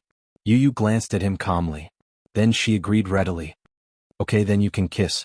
Gong Jie was speechless. Mu Yaja was speechless. Yun Shirshir covered her face. This guy was really two-faced. He actually made two men who didn't get along and were even incompatible like fire and water kiss each other. How cruel. What punishment could be worse than this? Gong Jie complained, Yu, are you trying to turn your daddy gay? Mu Yaja coldly snorted, expressing his stance. Yu said, with mommy around, daddy won't turn gay. Actually, I'm doing this because I hope that you can improve your relationship with each other and get along more harmoniously. Don't act like you're sworn enemies. Harmony my ass. Harmony my ass. Forget it. Let's just hold hands then. It was better than kissing. The two of them calmed down for a long time. After a long struggle in their minds, they slowly stretched out their hands and held each other tightly. Their fingers interlocked. On the surface, it looked calm and peaceful. But secretly, although the two of them were holding hands tightly, they were secretly competing with each other. Their grip strength was equal, and they were using all their skills to break each other's hands. However, the two of them appeared to be very calm on the surface, but in their hearts they were cursing in unison, Bastard, you have a lot of strength. You win. Yu smiled satisfactorily. Looking at the two of them holding hands, she nodded and said, Not bad. Uncle and Daddy's relationship seems to have improved a lot. Mommy looked they're holding hands very tightly. Yun Shirshir glanced at them and broke out in a cold sweat. How was this a handshake? It was as if they were trying to break each other's hands by shaking hands. In the fourth round, Yu became the landlord in the open, while Hua Jin was the landlord in the dark. The interesting thing was that Mu Yaja and Gong Jie had to hold hands to finish this round because of the punishment from the previous round. It was especially difficult to play with one hand. It was easy to pick the cards, but it took a lot of effort to sort them out. Gong Jie even used his mouth. In the end, he was flustered and messed up the cards, causing them to fall face up on the table. Yu and Hua Jin immediately went over to take a peek. Chapter 2248. Yu said matter-of-factly, What do you mean by peeking? Uncle was the one who laid out the cards on the table for us to see. However, it had to be said that Mu Yaja was the most ruthless when it came to this. First, he held all the cards in his hand tightly. Then he looked at the messy cards in his hand. After a few glances, he laid them out on the table one by one. Then, without even looking at them, he rearranged the cards according to the order that he had just memorized. Using his amazing memory, he rearranged the cards and quickly sorted them out. Yu and Yun Shirshir were stunned. Such an amazing memory? He memorized the order of the cards in just a few glances. Moreover, he sorted them out directly. Yu was perfect. He finally knew who he had inherited his high IQ from. Hua Jin was dumbfounded. Because of Mu Yaja's despicable game, he was hoping to see him make a fool of himself with this sentence. In the end, his astonishing memory was truly a show of strength. Although Yu and Hua Jin's cards weren't very good, Yun Shirshir and Mu Yaja both mistakenly thought that Gong Jie was the secret master. They started an internal conflict and bombarded him indiscriminately. Gong Jie felt wronged. It was already difficult to play the cards. Now that he had finally played the cards, they thought that he was the secret master. However, he couldn't defend himself at all. Gong Jie swallowed his anger and played with a knot in his heart. It wasn't until Hua Jin jumped out and confirmed his identity as the secret master that the truth was revealed. Gong Jie, who had been wronged, cried out, Sis. Yun Shirshir bit her lip regretfully and patted his shoulder lightly with guilt. I'm sorry, Shao Jie. I misunderstood you. Gong Jie said sadly, Why did you all think that I was the secret master? Mu Yaja said softly, It's your fault for having a bad face. Gong Jie. At this time, Yu only had one pair of cards left in his hand. He looked around coldly. A few people were also staring at him, but they could only stare. There were no more cards that could stop him. Yu sneered and threw out the cards in his hand. Once again he was the fisherman who reaped the benefits. He stood up and high-fived Hua Jin. Yeah, we won again. Then Yu turned around in high spirits and said proudly to the other three people whose faces were ashen as if their souls had left their bodies, I'm so awesome. Yun Shirshir, Gong Jie, Mu Yaja. At the end of the round, Mu Yaja and Gong Jie quickly shook off their hands and looked at each other with disdain. However, Yu said softly, Don't let go. Gong Jie asked, Didn't you say that we would hold hands until the end of the round? I did say that, but didn't you guys lose this round again? Yu laughed evilly and said, Then why don't you guys continue holding hands? Gong Jie and Mu Yaja were speechless again. They took a deep breath and felt as if they were about to vomit. Yun Shirshir pointed at herself and asked, Then what's my punishment? Yu smiled gently and winked at her. He hooked his finger at her and said, "Mommy's punishment is to kiss me." "What kind of punishment is this? It's obviously a reward for yourself, right?" Hua Jin said softly. Yu said arrogantly, "I don't accept any objections." Yun Shirshir laughed and leaned over to give him a loving peck on the cheek. She rubbed his little head. Chapter 2249. Unknowingly, the five of them fooled around until the end of the last round. It was already 4:50 a.m. However, even though it was already very late, it did not affect their mood at all. However, Yu was sleepy and wanted to sleep. Hence, Yun Shirshir carried him back to the room and coaxed him to sleep. Once the little devil fell asleep, the game naturally could not continue. As for the other big devil, he was still very energetic. Most of the three men present had multiple jobs and were working day and night. Especially Gong Jie, who often flew around the world due to the international time difference, so he was not sleepy at all. As for Hua Jin, he was already used to staying up late to film. Hence at this time he did not feel very tired. Muyaja was even more so. Before this he often worked overtime until 4 a.m. Hence, his biological clock was already used to such a late time. However, now that he had a family, his wife and children were waiting for him at home. Naturally, he would not arrange his work to be too late and would start working very early. The four of them sat at the table. Seeing that the game could not continue, Yun Shirshir brought over a tray of snacks and poured a cup of tea for each of them. Then they sat down and chatted for a while. At 5 a.m., Yun Shirshir finally could not take it anymore. She yawned loudly and said that she was sleepy and wanted to go back to her room to rest. Hua Jin also wanted to go home, but Yun Shirshir said, "It's already so late. Why don't you rest here? There's a guest room upstairs." "Won't this disturb you?" Hua Jin asked worriedly. Yun Shirshir was about to speak when a cold voice interrupted her. A cold voice sounded from the side, "Yes." Yun Shirshir turned around in surprise and saw Muyaja looking at her with disdain. "So hurry up and go home." Gong Jie immediately retorted on behalf of Hua Jin. "Brother-in-law, you're not cute at all. Actually, you just can't accept it, right? Just now, when we were playing cards, Hua Jin's luck was too good and he beat you to a pulp. That's why you're upset. A sore loser." Muyaja said coldly, "Shut your mouth." Gong Jie glared at him with hostility. Yun Shirshir hurriedly stepped forward and mediated, All right, stop quarreling. Xiao Jie, you two don't go back. Stay here tonight." When Gong Jie heard this, he pretended to be arrogant and said, "I want to, but it seems that brother-in-law doesn't really welcome me." Muyaja immediately replied, "Yeah, you're not welcome." Yun Shirshir walked over angrily and pinched Muyaja's face with both hands. "I'm warning you, you'd better be more polite to my Xiao Jie." Muyaja's handsome brows furrowed slightly. However, looking at the woman in front of him who was pouting coquettishly, he only smiled dotingly. He held her hand nonchalantly and pecked her fingertips. "All right, I won't say anything else. That's a good boy." Yun Shirshir smiled happily and reached out to pat his head gently. Then she led Hua Jin and Gong Jie up to the second floor while chatting cheerfully. There were 3 guest rooms, a living room, a study, and a private bathroom on the second floor. After settling them down, Yun Shirshir took 2 cartons of milk and returned to her room. Chapter 2250. The showerhead splashed water. Muyaja stood under the showerhead and allowed the water droplets to fall on his body. He watched as the clear droplets slid down his well-defined and defined skin. It had to be said that his body was comparable to an international model. The inverted triangular figure, the standard golden ratio, and the well-defined mermaid line, all of them were full of hormones. Especially his waist, his 8-pack abs were firm and powerful. His body was very firm, but this kind of firmness was definitely not like those muscular men who looked shiny and oily. He was not thick, but his perfect muscles gave people a great visual impact. It was only when it came to him that Yun Shirshir deeply felt what a real visual feast was. Yun Shirshir bit her lip and said in a daze, "Hubby, you're so sexy." Muyaja looked back and stared at her for a while. Suddenly he laughed and said, "My wife, why are you having a nosebleed?"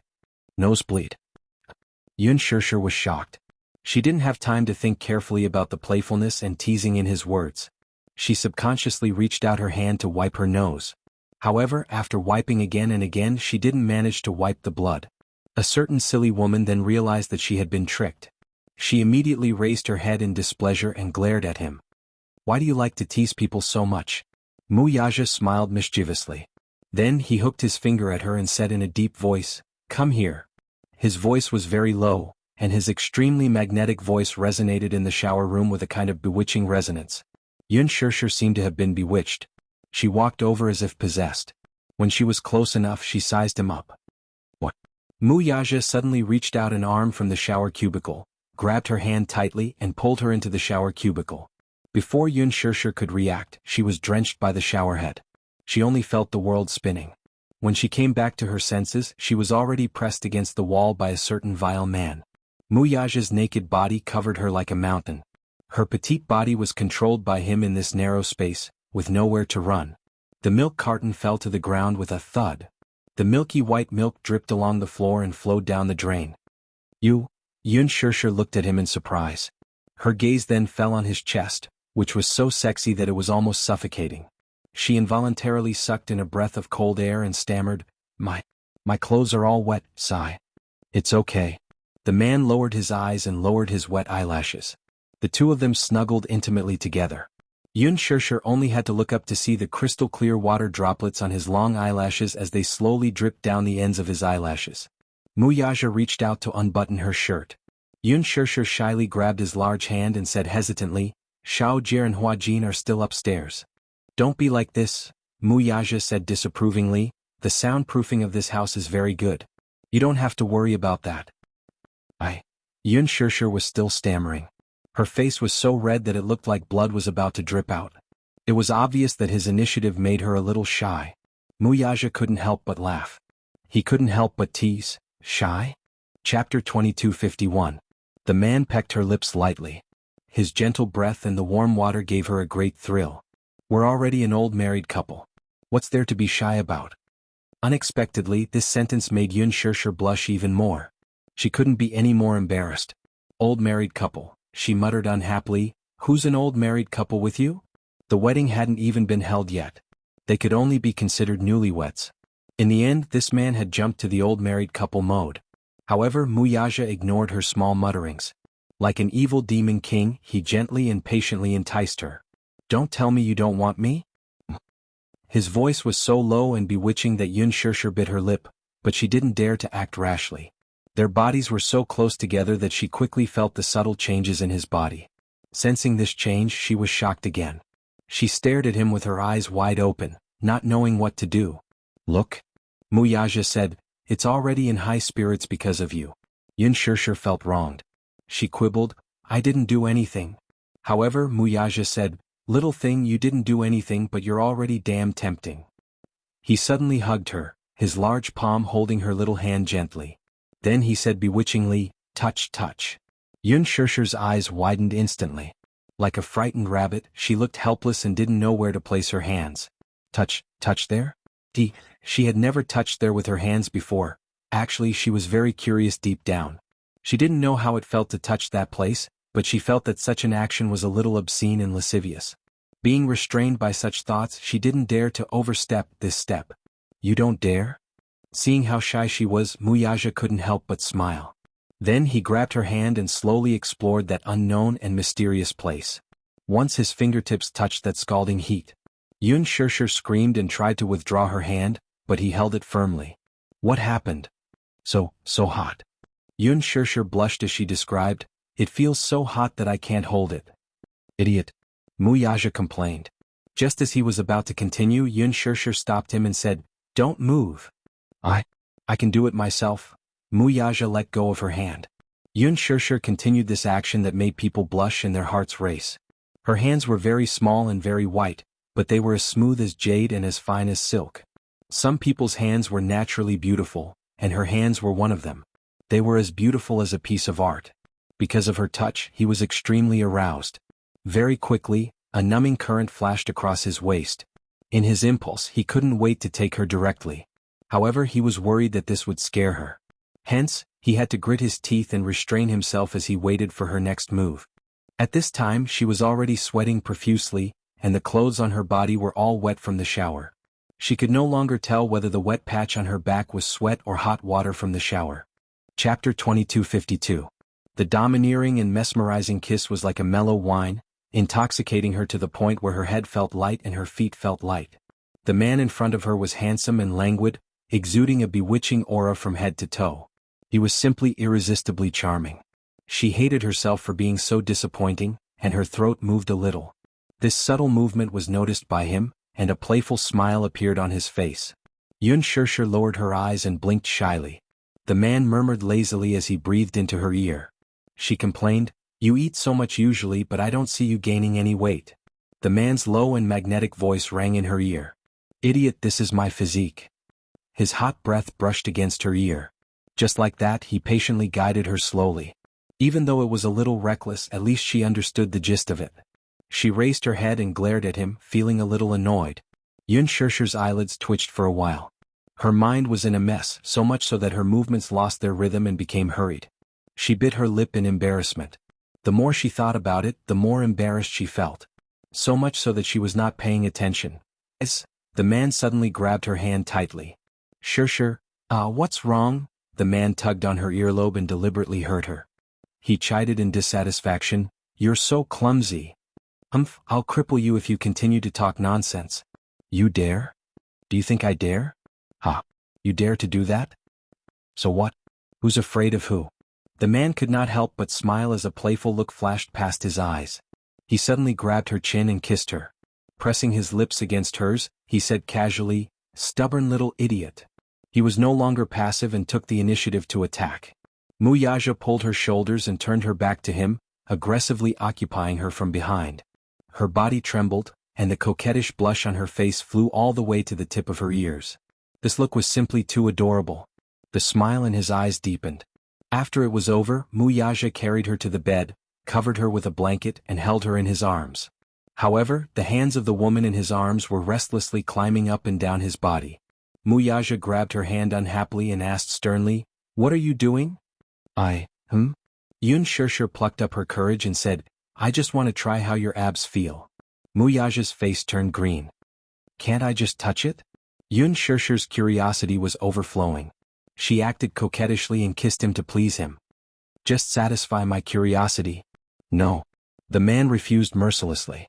Yun Shirshir pouted and complained, "You're so heartless. Why did you let me touch you when you were feeling comfortable? Why are you not letting me touch you now? Stingy." Muyaja ignored her and held her hand firmly, refusing to let her have her way. Since he refused to let her, her rebellious heart rose and she reached out to touch him.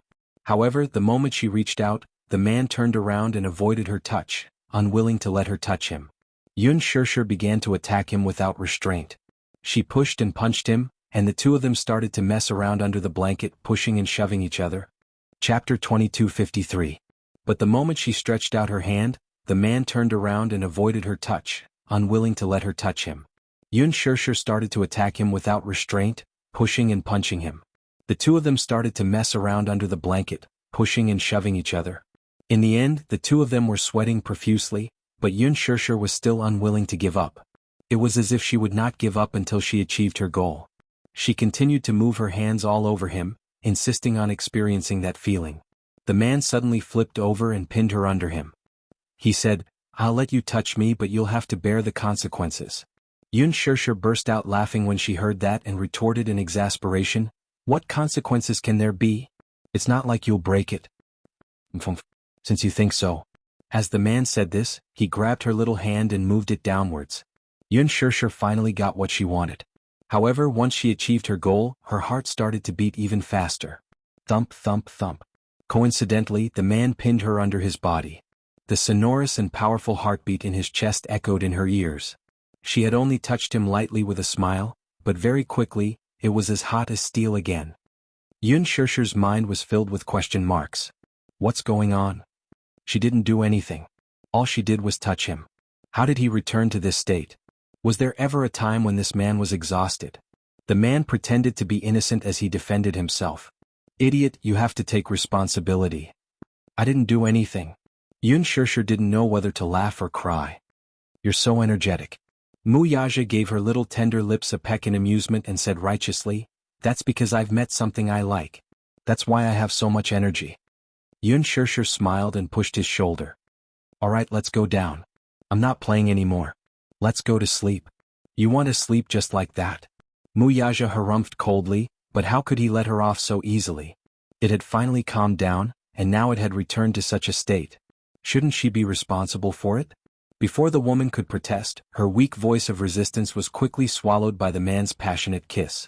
It was an enchanting night until dawn. On the first day of the new year, Gong Jie woke up in the afternoon. He walked around downstairs and realized that Xiao Yichen had also woken up early. Xiao Yichen went to bed early, so he woke up early. Since he was awake, Yu naturally got up as well. After Yu got dressed and washed up, she walked into the living room and saw Gong Jie and Xiao Yichen sitting in front of the TV, playing games together. Yu loved to play video games, so he bought a lot of gaming equipment at home. He bought an Xbox 360, an iWii, a PS4, and a large pack of game discs. Xiao Yichen loved to play video games as well, so when he had nothing to do, he liked to sit in front of the TV and play games. The two of them were playing games in full swing. In the dining room, Yu yawned repeatedly as she cooked lunch.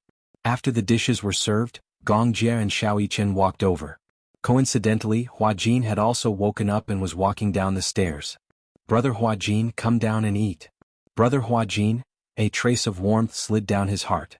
Hua Jin couldn't help but smile as he sat down at the dining table. Yu distributed the bowls and chopsticks. Gong Jie suddenly asked, "Where's your mommy? It's time to wake her up and eat." Chapter 2254. "Oh, they're probably still sleeping. Let's not disturb them. It's already midnight. It's time for them to wake up." As Gong Jie spoke, he coaxed Xiao Yichen and said, "You're in charge of waking them up." "No way." Yu scooped a bowl of rice for him and said seriously, "They probably slept very late last night, so they shouldn't be awake at this time. Let them sleep a little longer. When they wake up, they can take care of their own lunch." Gong Jie couldn't help but be suspicious. He asked curiously, "How do you know that they slept very late?" Yu held his chopsticks in his mouth and smiled elegantly. "Uncle, you're single. You shouldn't ask so casually. If you don't ask, you won't get hurt." The table of single people understood instantly. Hua Jin held his stomach and laughed. "Ha ha ha. This Yu didn't sound like a 7-year-old child at all when he spoke. Instead, he sounded like a mature man. It was so funny." Gong Jie flicked his forehead and said angrily, "What are you laughing at?" Hua Jin laughed and said, "I didn't expect you to be single too." Yu smiled and said, "Uncle, you're single? Brother Hua Jin is also single. Why don't you two hold hands and get together?" Gong Jie said rudely, "Get lost." Hua Jin's face turned pale, but it quickly turned red and he said, "I'm straight. I like women. But I saw you two playing the paper towel game last night. You two had great chemistry. Come to think of it, you two have kissed 10 times. At this point, Yu suddenly leaned forward and looked at Gong Jie. He teased, "How was it? When you two kissed, did you feel like you were electrocuted?" Xiao Yichen was confused as he listened. He slept very early last night, so he didn't participate in the mahjong game last night. Naturally, he didn't know about those exciting things. "Get lost." Gong Jie's face darkened. "This isn't considered kissing. You obviously wanted to stir up trouble. Uncle, you're so handsome and rich. Why can't you find a girlfriend? Is it because there's something wrong with your sexual orientation? Scram. Don't tell me you like pretty boys? Scram. How about I betroth brother Hua Jin to you? Scram." Speaking of this, Gong Jie was filled with anger. He had touched a sore spot. What an annoying brat. Xiao Yichen was about to go crazy. His curiosity was overflowing. "What are you guys talking about? After I fell asleep yesterday, did you guys fool around behind my back?" Gong Jie was in a bad mood. Xiao Yichen was chattering at the side. He looked up at the little guy and snorted coldly. He urged him, "Eat your food." Xiao Yichen whimpered and pouted. He buried his face in grievance and focused on eating. He felt wronged, but he didn't say anything. Yu was amused by Xiao Yichen's bitter expression. He covered his mouth and snickered. He explained, "Last night the 5 of us were playing mahjong. Uncle lost, so Daddy punished him by playing a paper towel game with brother Hua Jin." "A paper towel game?" "Yup. Brother Hua Jin was responsible for sucking the paper towel into his mouth. Then, Uncle had to suck the paper towel from his mouth and throw it into the trash can, and so on. He had to do this 10 times to complete his punishment." Chapter 2255. Coincidentally, Gong Jie was sitting opposite him. The rice that Xiao Yichen spat out landed directly on Gong Jie's face. Suppressing his anger, he closed his eyes and clenched his fists tightly. It was not until he repeatedly brewed his anger that he finally managed to calm down. When he opened his eyes, he was gritting his teeth. "Do you have a death wish?" Xiao Yichen immediately panicked and explained, No, Uncle. I didn't mean to mock you. It would have been better if he didn't try to hide it. Gong Jie's face darkened when he heard the explanation. You're obviously mocking me. Yu suddenly took out his cell phone, played the video and showed it to Xiao Yichen. You went to bed early last night so you missed a lot. However, I took a video. Here. I'll show it to you. Gong Jie turned pale with fright when he saw this. He exclaimed in disbelief, You actually took a video? Yu said matter-of-factly, It would be a pity if I didn't take a video of such an exciting segment. Xiao Yichen took the cell phone and watched it with great interest. When he saw Gong Jie sucking the tissue from Hua Jin's mouth with an ashen face, he laughed out loud. Ayaya, Uncle's expression is so interesting. Ah. Shut up. Gong Jie reached out to grab the cell phone. However, Xiao Yichen was not inferior in terms of agility. He dodged nimbly and jumped down from the chair. He held the cell phone and hid in a corner where Gong Jie couldn't reach him. You're still watching. Gong Jie pushed his chair away and stood up to chase after him. Xiao Yichen turned around and made a face at him provocatively. Then he ran up to the second floor. Gong Jie followed him to the second floor. Knock, knock, knock. Yu and Hua Jin looked at each other and shrugged their shoulders in tacit understanding. In the end, little Yichen was caught by Gong Jie, who snatched the phone away from him. He swiftly deleted the video and then taught the little guy a lesson. When Gong Jie carried Xiao Yichen downstairs, the meat on the table had already been eaten. Where's the meat? On the sofa, Hua Jin and Yu hugged their round bellies and licked their lips. It's all in our stomachs. Gong Jie was speechless. That move just now couldn't have been to lure the tiger away from the mountain, right? Yu reprimanded them righteously. Who asked you to be so restless? Eat your food properly. Don't blame us if you can't get the meat. Feeling angry and aggrieved, little Yichen complained, You're too much. You did this on purpose. As they spoke, the two little guys started to mess around. Gong Jie watched in silence. All of a sudden he smiled knowingly. These two little nephews were really two little elves. They were both cute and mischievous. He was a little envious but also had an inexplicable yearning. It was probably a very blissful thing to be able to have such a peaceful life. The two kids messed around and made a lot of noise. It unexpectedly aroused his desire for a family. Since he was young, his concept of family was very cold and vague. To him, the Gong family was more like a huge royal family than a simple and ordinary family. All the family members had their own missions. Even when he was young, he couldn't mess around like this without any scruples. In the face of huge benefits, every family member was eyeing covetously. Therefore, Gong Jie had always been vague about the concept of family. He only thought that family was just a place to stay. Chapter 2256. If his father knew that he had two adorable grandsons, he would be overjoyed, right? At this thought, Gong Jie's expression froze. However, would there be a day when they could reunite? On the one hand, he hoped that his father would know that he had two adorable grandsons. On the other hand, from Yun Shishir's perspective, he hoped that his father would never know. This way he would not disturb their peaceful life. The feud between the Gongs and Mews was not something that could be explained in a few words. The hatred between the Gongs and the Mews was unfathomable. If his father knew that he would never allow his sister to be with Wuxia, he would definitely interfere. His sister would be heartbroken though. Through this period of understanding, Gong Jie knew that his sister loved that man deeply. Hence, for the sake of his sister's happiness, he would never do anything that would make her sad. No matter what kind of feud existed between the two families, it had nothing to do with Wuxia. Although he hated the Mews, he could not bear to be ruthless toward the man who could give his sister happiness. This was probably what it meant to love the house and its crow. For his sister's sake, he could choose to tolerate Wuxia in all aspects. However, at the same time, he could not confess this matter to his father. He was worried that his father would not be able to accept it. Yes. His father and mother's love was also destroyed by that executioner, Mu Sheng. A car accident separated heaven and earth forever. Love, hate, anger, and infatuation. He did not wish for his father to become the second Mu Sheng. Hence, he would keep this matter a secret for as long as possible. Even if it was a little difficult for him to be sandwiched between his father and sister, he had no other choice now. Smack. Just as Gong Jie was deep in thought, a pillow flew directly at his face. He caught it and saw the two children playing around on the sofa, each hugging a pillow and hitting each other. Wah wah wah. Save me. I'm going to die. Under Yu's attack, Xiao Yichen quickly lost the upper hand. Gong Jie's face darkened as he thought to himself, idiot. You two brats, stop messing around. Uncle, Yu bullied me. Uncle, teach this fellow a lesson for me. Just as the three of them were fooling around, the phone rang. Everyone fell silent. Yu followed the sound and found the phone on the sofa. Surprised, she asked, "Whose phone is this?" When Hua Jin saw this, he raised his hand and said, "Mine." "Yes. Someone is calling you." Yu handed her the phone. Hua Jin took the phone and glanced at the number displayed on the screen. His face immediately turned cold. Under everyone's strange gazes, he hurriedly walked to the balcony and picked up the phone. "Little Ya? Jean?" Lin Shuia's willful and coquettish cries came from the other end of the line. There was a hint of helplessness and uneasiness in her voice, but more than that, it sounded soft and coquettish. She sobbed, "Where are you?" "I'm at home." Hua Jin did not think too much about it and lied that he was at home.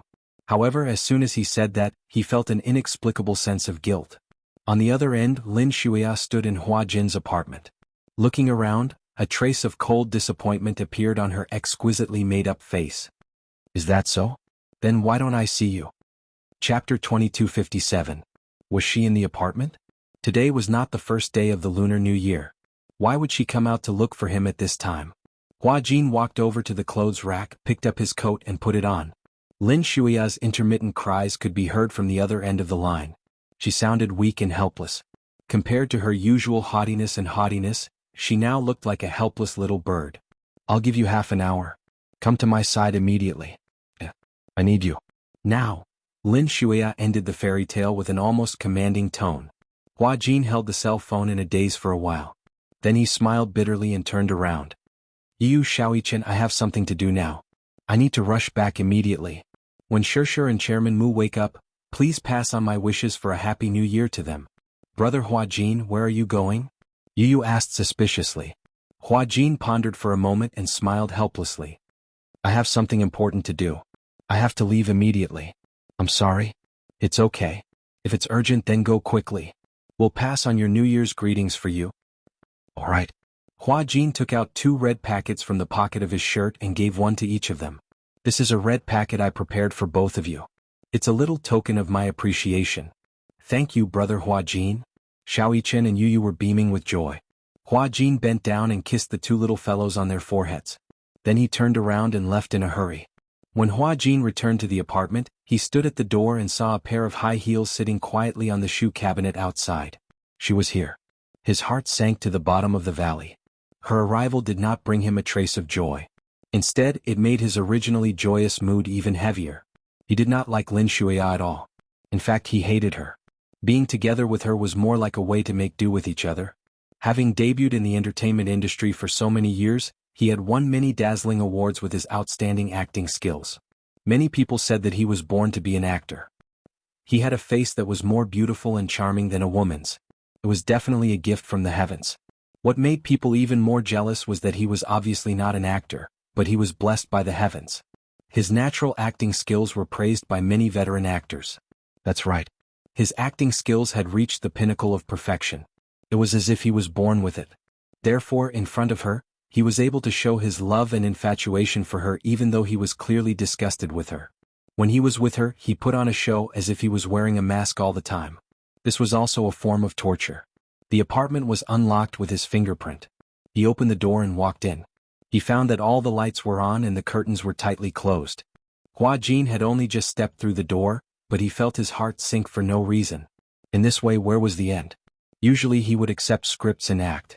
No matter what, he would leave the cast and crew after 1 or 2 years. But when would the script with Lin Shuia end? The apartment had 1 bedroom and 1 living room.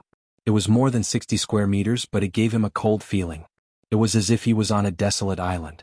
Hua Jin placed his phone on the table and walked into the living room. There was no one there. He pushed open the bedroom door, but she was not there. Xiaoya. Chapter 2258. Was he already gone? Impossible. Hua Jin suddenly thought of something and walked to the bathroom door. Through the closed door, he could clearly hear the sound of water splashing from the bathroom. His heart skipped a beat and he pushed the door open.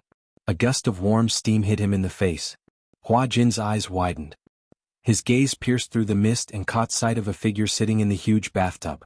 The heater in the bathroom was turned on and the difference in temperature was like heaven and earth. Hua Jin walked in and closed the bathroom door. He walked slowly to the side of the bathtub and squatted down gently. He saw Lin Shuia hugging her knees and sitting in the bathtub. She had not taken off her clothes. She sat in the bathtub with her clothes on and allowed the shower head to soak her. She buried her face in the crook of her arms. Her lonely figure seemed to have a lot on her mind. Even when Hua Jin called her softly many times, she did not respond. "Xiaya, what's wrong?" Hua Jin asked gently. He had never been so patient in front of ordinary people. He asked over and over again without getting tired of it. It was only then that Lin Shuya lifted her head. However, her eyes were red and bloodshot. The water on her face was dripping wet. For a moment, it was hard to tell whether it was water droplets or tears on her face. "What's wrong?" Hua Jin saw this and frowned slightly. He could not figure out why she was so despondent. "Jin?" Lin Shuya suddenly turned around and hugged his shoulders. She mumbled helplessly, "Let's go far away together, okay? Just the two of us. Leave this place and never come back." Hua Jin frowned and was stunned for a moment.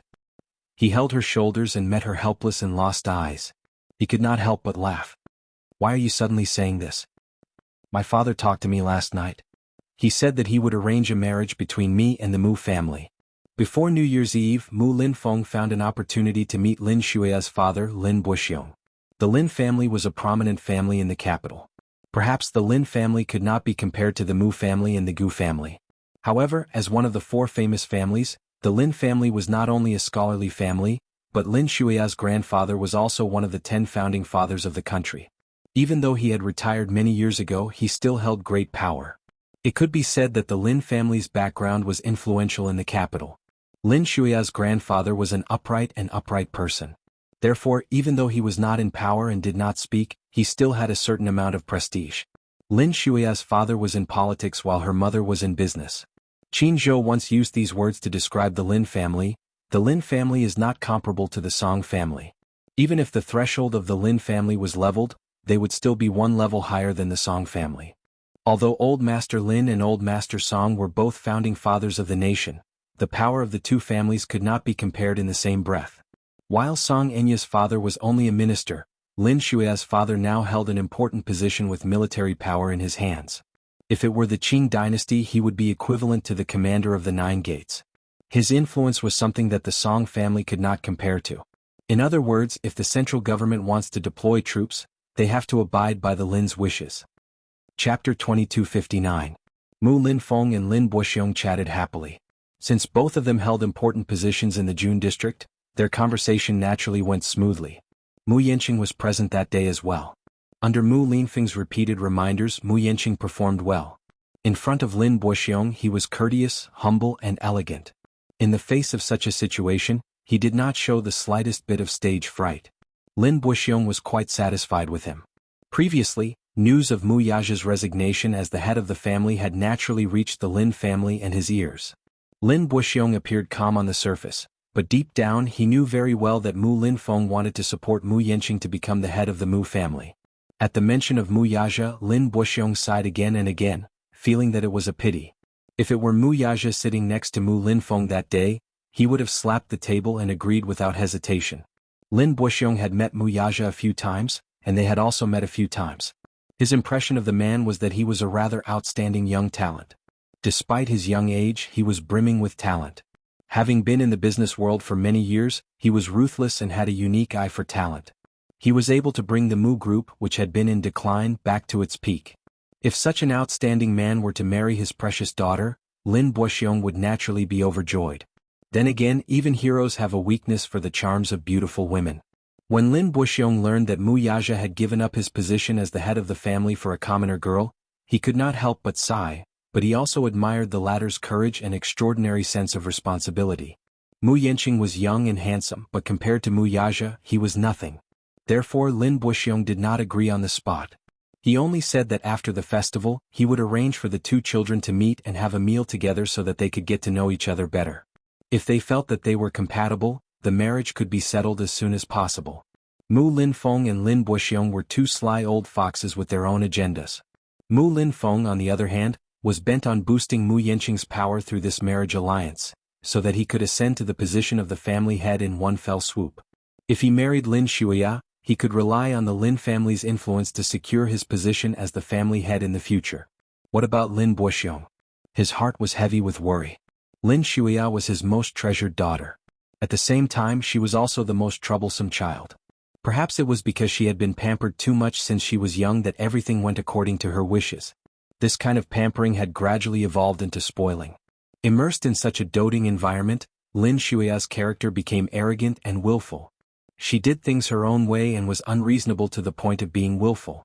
Although she was willful and a little spoiled, it was fine. However, he had not taught his daughter well. He had to admit that. Lin Buxiong thought to himself, anyway, when the time comes, my daughter will eventually be married off. I'll find her a gentle husband who will pamper her and love her. When she has children in the future, she will naturally grow up and become sensible. That was what Lin Buxiong thought, so he just let her be. Little did he know that the more he let her do as she pleased, the more out of control she became.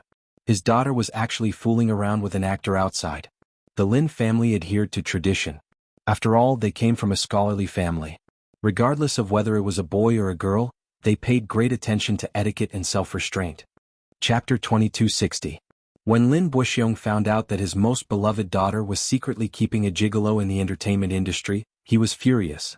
He had secretly done a background check on this little lover. When he got his hands on the information, he glanced through it and found that it was full of misdeeds. One could only imagine how furious Lin Buxiong was at that time. He had always had high expectations for Lin Shuia and had always raised her like a well-bred young lady. However, he did not expect her to fool around behind his back. In a fit of anger, Lin Buxiong sent a few men to find Hua Jin and warned him to stay away from his daughter. Of course, Hua Jin was more than happy to do so and agreed repeatedly. However, when Lin Shuia found out, she went home and raged with Lin Buxiong. Her words made it clear that it was impossible for her to cut all ties with Hua Jin. Even if he wanted to arrange a marriage for her, she would gladly accept it. However, there was a condition. Her future husband must not interfere with her private matters with Hua Jin. How preposterous were these words! A married woman was still entangled with other men outside. If it was any other husband's family, they would not be able to tolerate it. Although there were many women who married into rich families, they did not have any feelings for their husbands. In the end, they went their separate ways and did not ask about each other. However, Lin Shuia was different. Lin Shuia was born in the Lin family. If she were to stir up the foul atmosphere, the Lin family's reputation would be ruined. Of course, Lin Buxiong would not agree and scolded Lin Shuia badly. Lin Shuia was used to doing things her own way. Why would she listen to him? She insisted and said that Hua Jin was her bottom line. If this bottom line was not violated, everything could be discussed. However, if it was violated, she would not let it go. Because of this, he flew into a rage and repeatedly asked Lin Shuia to cut off all ties with Hua Jin. Not only did Lin Shuia not listen to him and cut off all ties with this gigolo, the situation became worse. The originally harmonious relationship between the father and daughter gradually became like walking on thin ice. Lin Buxiong gradually lost confidence in his daughter. Originally, he wasn't worried about her marriage, but now he couldn't wait for this unfilial daughter to get married. Firstly, he hoped that this daughter of his would change her mind. At the very least, if she could have a child after getting married, she should not be entangled with that man for the sake of the child. Hence, Lin Buxiong had no objections when Mu Linfeng invited him to discuss this matter. Marrying into the Mu family was a good choice. Even though he did not particularly approve or like Mu Yanqing, if he could subdue his daughter, he would approve of this marriage. However, when it came to marriage, Lin Buxiong was quite open-minded. He didn't have the final say. He wanted to bring his daughter to meet each other. If they had a good impression of each other, they might as well try to date each other and arrange a marriage. Mu Linfeng agreed and arranged for the two children to meet after the Lantern Festival. When they got home, Lin Buxiong told Lin Shuia about it. Lin Shuia's face immediately darkened, and she immediately refused. However, on this point, Lin Buxiong's attitude was quite unyielding and did not allow for refusal. No matter what you think, it's not up to you to decide on this matter. I'm only telling you this so that you can be mentally prepared. Whether you want to go or not, you have to go this time even if you don't want to. Chapter 2261. After a pause, Lin Buxiong continued, Also, I'm warning you, don't you dare play any tricks. I won't fall for it. When you're on the stage, you have to show me all the good manners that I've taught you. You should know what to do in your heart. If you don't do as I say, I have ways to make you regret it. Lin Shuia could hear the undisguised threat in her father's words. She raised her head abruptly, only to see her father's gaze, which was different from his usual calmness. Instead, it was filled with a bloodthirsty viciousness. She knew that her father was truly enraged and might even resort to some means to make a living. She immediately thought of Hua Jin and cried out, "What are you going to do to Hua Jin? He deliberately tried to lure you into a trap. For a man like him, breaking his legs would be considered going easy on him. I think you've been bewitched by him and have fallen head over heels for him. I think that kid's face is especially good looking. I'd like to see if you'll still be distracted by him if I cut his face and he doesn't have that kind of appearance anymore." Lin Buxiong snorted coldly, his tone scornful and cruel. Lin Shuya immediately screamed in fear, "You can't treat him like this. Dad, don't force me, okay? I don't want to get married. I don't want to marry anyone else. I just want to stay by Hua Jin's side. I love him. I want to be with him forever and never be separated. Why can't you fulfill my wish?" "Because people are never equal from the moment they're born," Lin Buxiong said coldly. "People are never equal from the moment they're born. Lin Shuya was born noble while Hua Jin was as lowly as a speck of dust. These two people could only exist in parallel worlds and could never cross paths with each other. However, the only reason Lin Shuya and Hua Jin had a temporary intersection was because she appeared when Hua Jin was at his lowest." Lin Buxiong patiently persuaded her, "Xiaoya, Dad really doesn't understand you. I really don't understand you. Tell me, why don't you fight for the position of young madam instead of getting entangled with a poor actor? There's no future between the two of you at all. Don't you know how many people have toyed with this kid that you've always doted on before he debuted? He's just a lowly figure with no dignity to speak of. You'll only sully your reputation if you get together with him. Could it be that you really haven't investigated this kid's past? In the words of the ancient times, this brat was a small prostitute in the ancient times. He was specially used for those influential people to play with. He was born to be a plaything. You'll only be humiliated if you get together with him. How can such a lowly person like him? If this were to spread out, wouldn't it make you and the Lin family a laughingstock? Your grandfather has sacrificed so much for the Lin family. The Lin family's reputation today can't be reduced to ashes because of a single mistake from you." Lin Shuya's face turned pale. "That's enough." Lin Shuya clenched his fists. How was she not aware of Hua Jin? Chapter 2262. Later on, she used her influence to bring Hua Jin away from those foul places. But she didn't care about his past. In her eyes, Hua Jin was still pure and beautiful. She didn't know whether her feelings for him were out of pity or admiration, but these feelings were now deeply rooted and unshakable. What's wrong with loving someone? She loved a man deeply. Even if this man was as insignificant as a speck of dust, she could still put down her pride and sink into the dust with him. She knew very well that Hua Jin did not have her in his heart. He was merely putting on an act to please her and make her happy. She knew very well that the tenderness he had shown was nothing but an illusion. Those words of love were all against his heart. But she didn't care. Because she loved him. Her love for him was enough. As long as she could be with him, it didn't matter even if it was just an act. Lin Buxiong saw that she was still stubborn and said angrily, "I will never allow you to tarnish the Lin family's reputation." Hearing this, Lin Shuya fell silent. After a long while, she suddenly asked faintly, "Dad, you don't agree with me being with Hua Jin because you're afraid that I'll tarnish the Lin family's reputation, right? Since that's the case, why don't you just kick me out of the family? I'm no longer a member of the Lin family. This way, no matter what I do, I won't embarrass the Lin family and you won't feel embarrassed because I'm your daughter. This way, won't it suit your heart and suit your purpose?" Bastard. Old Master Lin's rage could be heard from the second floor. He stood on the second floor and glared at Lin Shuya's figure. He banged his walking stick on the floor, unable to calm his anger. He roared, "How did the Lin family raise such a rebellious daughter like you? You have no sense of shame. You actually betrayed your family for a man. Good. Very good. Since you don't acknowledge the Lin family, then get lost now. Get out of this house and don't come back. Get as far away as you can." Lin Shuya did not say a word. She turned around and walked towards the door. When Lin Buxiong saw this, he became anxious. He didn't expect his daughter to be so stubborn. She would leave just like that. He hurriedly chased after her. Behind him, old Master Lin scolded angrily, "What are you chasing after? Tell her to scram. Get out of here. It's fine if the Lin clan doesn't acknowledge such an unfilial descendant. So be it." Lin Shuya also lost her temper and left the Lin family without looking back. She wandered the streets all night alone. Because of the new year, the bustling city had become an empty city. She walked to the quiet path and didn't know how long she had been walking. The night was cold and dewy. Snowflakes drifted down from the sky, but she didn't feel the coldness at all. She kept her head down and walked all the way. She walked from the East Ring Road to the South Ring Road. In such a big capital city she actually walked for an entire night. Until the sun rose on the horizon.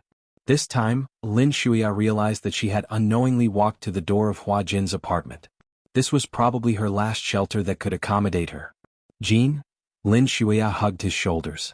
She was as despondent and helpless as a child. Hua Jin couldn't help but hug her back. His eyes widened in confusion. Then he heard Lin Shuya ask helplessly, "Do you really love me?" Chapter 2263. My father said that if I continue to be entangled with you, he'll chase me out of the family.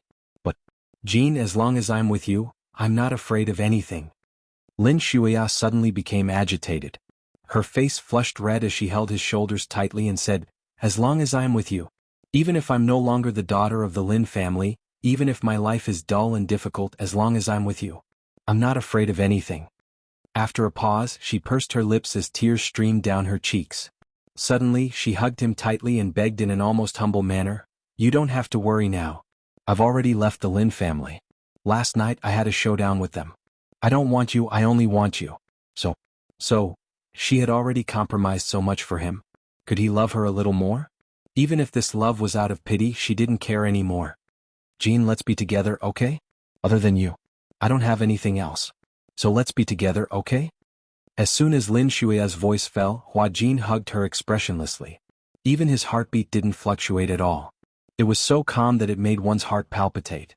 She didn't dare to ask any more. From this silence she saw the answer. All of a sudden the world collapsed in an instant. Lin Shuya's body went limp and she slowly fell into the bathtub. Her gaze was empty and lifeless. In fact, she already knew the answer to this. No matter how superb Hua Jin's acting skills were, how could Lin Shuya, who was as sensitive as a woman, not be unable to see that his tenderness and adoration were just a facade? "Are you just using me?" Lin Shuya asked in a daze. She suddenly looked up and said in grief, "I've done so much for you. Why are you so stingy with me? I've given up so much for you, even betraying my family. But why don't you even have a place for me in your heart?" Hua Jin's expression froze for a moment. He continued to look at her blankly. His gaze fell on her without any emotion. Pity, but only pity. "Why aren't you saying anything?" Lin Shuya gripped his shoulders tightly, her gaze lingering on his face as she pleaded, "Hua Jin, tell me. I want to hear the truth. I don't want to deceive myself anymore. You don't have to act anymore, okay? Tell me, did you really not love me even a little bit, not even a little bit? Even if there's a tiny bit of space in your heart that belongs to me, that's good enough." Hua Jin remained silent. Say it. Lin Shuya urged, her heart trembling with fear. As long as Hua Jin said that he liked her a little or cared about her, she would be fearless. Even if the world collapsed, she would have no regrets. He was the only one who answered, even if it was just one word. Yes. She would also do it for him until the end of the world, no matter what. However, after a long period of silence, Hua Jin finally looked at her and said, "Actually, you don't have to be so stubborn." As he spoke, he reached out and brushed her hand away from his shoulder. This action, however, startled her. Chapter 2264. It was as if the moment she let go of him, a certain kind of bond between them would be completely broken. I don't want to, Lin Shuya said stubbornly. "I don't want to. I just want to be with you." "But I don't like you," Hua Jin asked out of the blue. Lin Shuya was stunned and stared at him in disbelief. "What? You heard me very clearly." When he finally said this, Hua Jin calmed down and said seriously, "I don't like you. From the beginning until now, I don't have any feelings for you. It's just that I'm very grateful for your care and attachment to me. But, that's all." "You're lying." Lin Shuya couldn't believe it. Or rather, she didn't dare to believe such cruel words. She said to herself in self-deception, "You clearly said that you love me very much." When they were together, whether it was kissing or being intimate, were all the words of love that he had said to her fake? Were they really fake? Even though she had her doubts, if he had lied to her from the beginning, couldn't he lie to her until the end? However, Hua Jin was exceptionally calm, so calm that it was almost heartless. He looked at her gently and asked, "Didn't you want to hear the truth?" Sure." Hua Jin's lips curled into a smile. "I'll tell you." Lin Shuya suddenly didn't want to listen anymore and turned her head away. However, Hua Jin raised his hand and grabbed her chin, looking at her seriously. He stared at her teary eyes and said casually, "Xiaoya, you and I are not compatible in the first place. You're the daughter of a prestigious family, a high and mighty missy with a noble status. What about me? You should have investigated my background and my past, right? Lin Shuya suddenly fell silent. Her thoughts flew and she sank into her memories. The first time she met Hua Jin was at a private banquet. This private banquet was organized by a friend of hers. At the gathering, everyone brought their partners. And the first time she saw Hua Jin, he was beside a middle-aged man. Lin Shuya didn't know that middle-aged man. She heard from her friend that he was the behind-the-scenes boss of an entertainment management company and had a strong backing. And the first time she saw Hua Jin, she was deeply attracted to his delicate and beautiful appearance.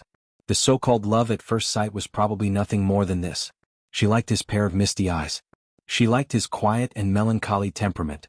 She liked him sitting in the corner with his entire body shrouded in a heart-wrenching loneliness. Almost no woman would be able to resist such a temperament, and they would feel pity for him. Lin Shuya, who had always been proud and domineering, felt an inexplicable tenderness from the bottom of her heart when she met him. She wanted to love him and Beezus. At first, the boss didn't know her identity. However, after being introduced, he found out that she was the daughter of the Lin family. At this time, he was already tired of Hua Jin and wanted to get rid of him. However, he still wanted to squeeze out the last bit of value he had left. Thus, he whispered a few words to Hua Jin. Chapter 2265. Hua Jin understood the meaning behind his words and nodded. Before he met her, he was a lowly money boy. In ancient times, a person like him would probably be the private pet of those rich and powerful people. No matter who appointed him, as long as he was given sufficient resources, he would have to submit to those people like a lapdog under the orders of his sugar daddy. He had resisted before, but the result was imprisonment and violent beatings without seeing the light of day. In the end, he was covered in scars and had to bow to those contemptuous mockery. In this world, the brighter the light, the deeper the darkness behind it. He envied those who walked in the light, but could only curl up in a dark corner and silently lick their wounds. Before he came into contact with this circle, he never knew that men could be played like this. In the face of power, how lowly could a person be? Ordinary people could not imagine how oppressive and painful those days were. It was a life worse than death. He was tired of such a dark and gloomy life. He was treated like a thing that could be bought and sold at will. His personality was lowly and his dignity was cheap. And he had to put on a smile to serve those unrestrained and ugly faces. But his sugar daddy had said that as long as he could settle this woman, he would be freed from such a dark life. He desperately wanted to get away from such a life. This woman gave him a glimmer of hope. After the banquet ended, he stood at the door and silently smoked a cigarette. When Lin Shuya walked out of the door, she did not notice that someone was standing at the corner of the door. Hua Jin held her arm and pulled her into the corner. He held her shoulders and controlled her in this narrow space. Without saying much, he took the first step with his actions. He kissed her deeply. Lin Shuya did not resist, either because she was close to him or because she was looking forward to such intimacy. Perhaps it was because he had just smoked, but there was a faint smell of tobacco on his lips. Lin Shuya hated the smell of cigarettes.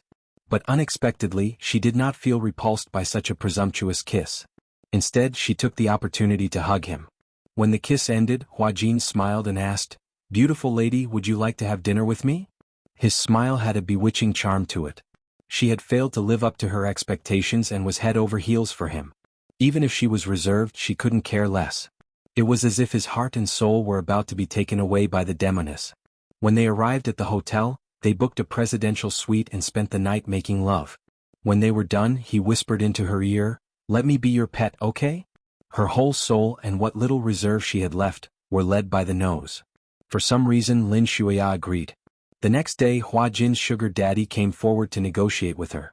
As for the conditions of the negotiation, it was naturally not something that could be measured with money. That man didn't lack money.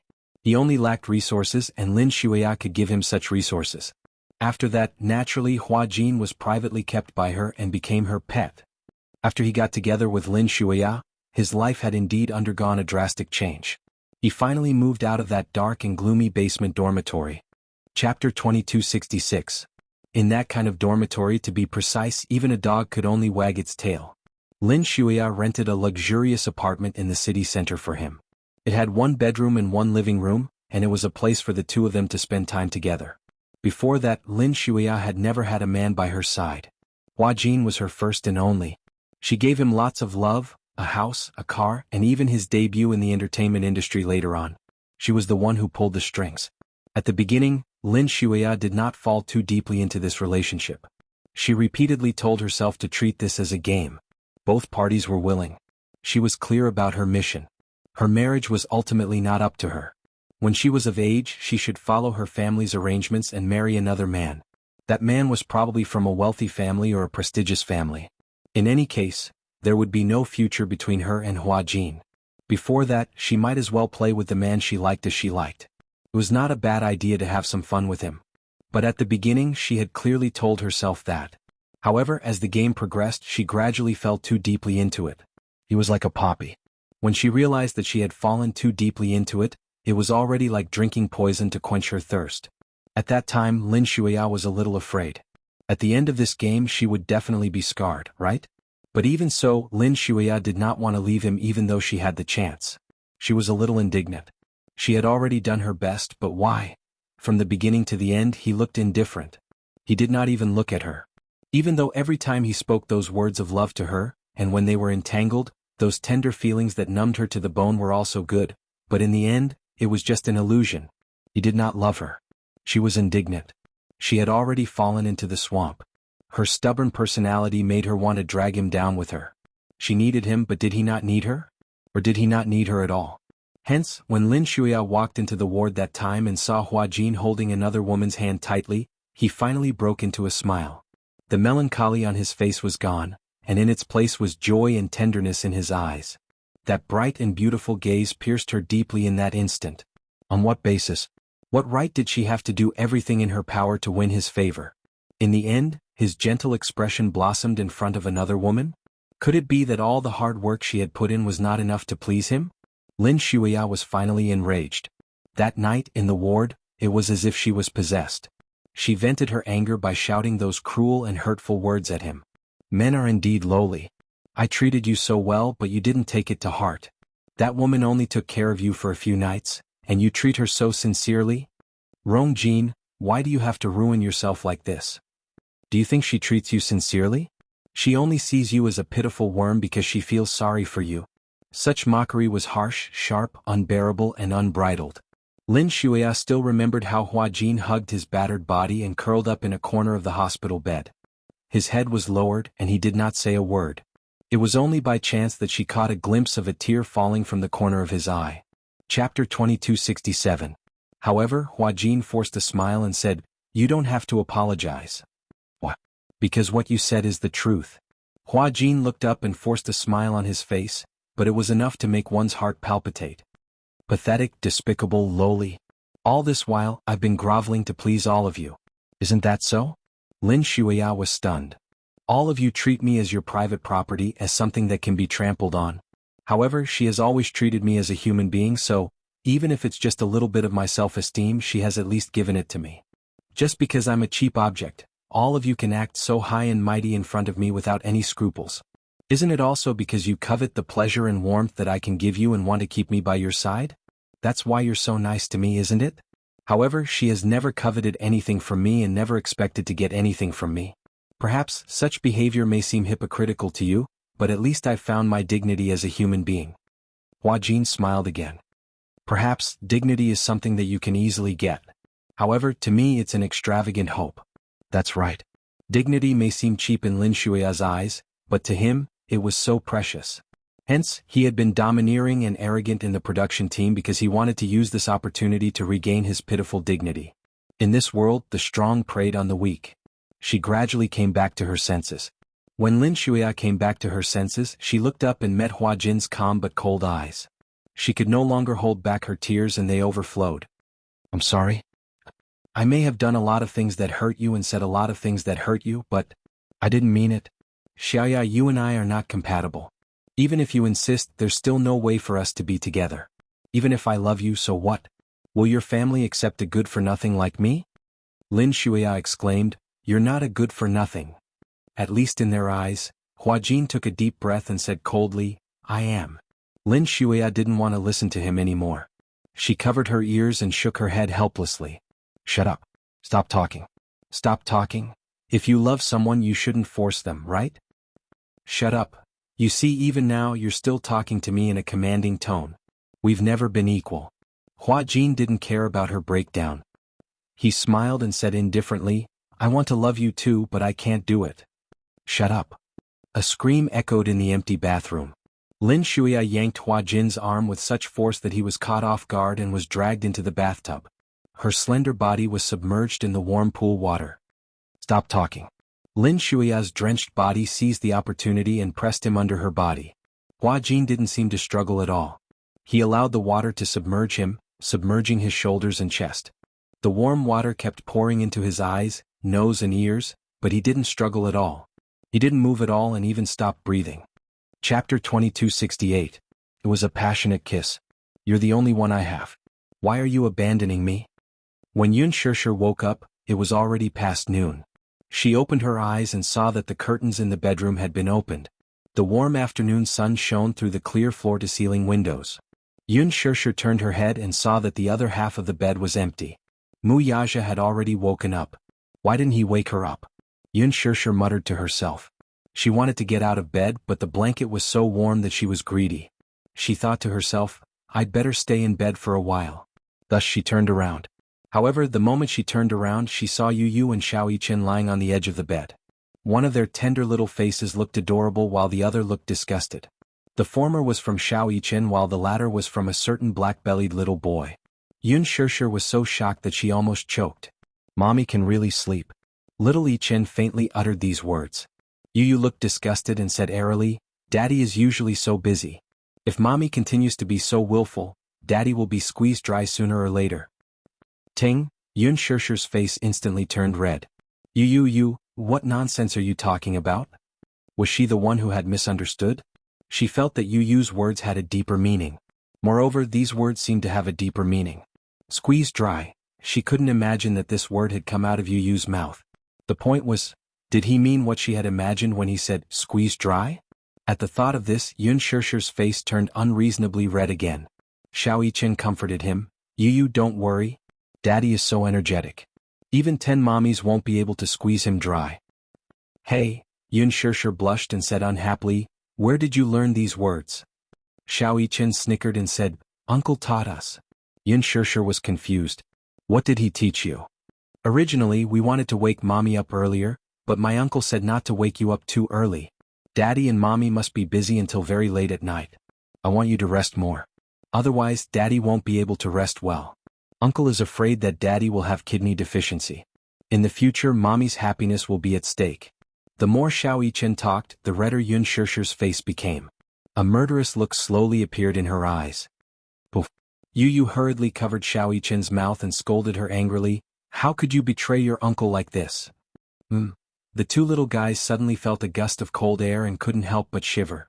They snapped back to their senses and turned to see Yun Shishir sitting up on the bed. She clenched her fists and gritted her teeth. Gong Jia, this rascal, how dare he teach these two little guys such things that are not suitable for children? She got out of bed and changed her clothes. Without even washing her face and brushing her teeth, Yun Shishir stormed out of the bedroom. In the living room, Gong Jia was playing video games with Mu Yaja. When he looked up and saw Yun Shishir storming over, he smiled and said, Sis, you're awake. The next second, Yun Shishir pounced on him. She reached out and twisted his ear 180 degrees. Ah. Chapter 2269. Ow. Gong Jia covered his ears innocently and looked at her pitifully. Sister, you're being ridiculous. Why are you twisting my ears? Yun Shishir glanced at Mu Yaja from the corner of her eye. He was stunned by her murderous aura. She then reacted and pulled Gong Jia to the side. She lowered her voice and said, What kind of things did you teach them?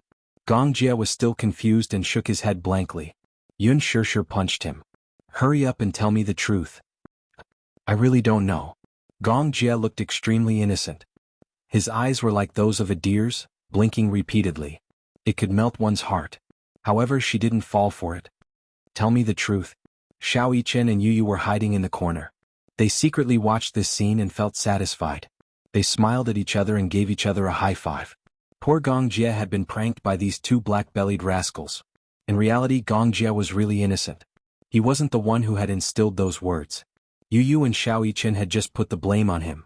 Poor Gong Jia couldn't answer and was taught a lesson by Yun Shishir. Muyaja glanced at the two rascals who were hiding in the corner and laughing non-stop. He hooked his finger at them.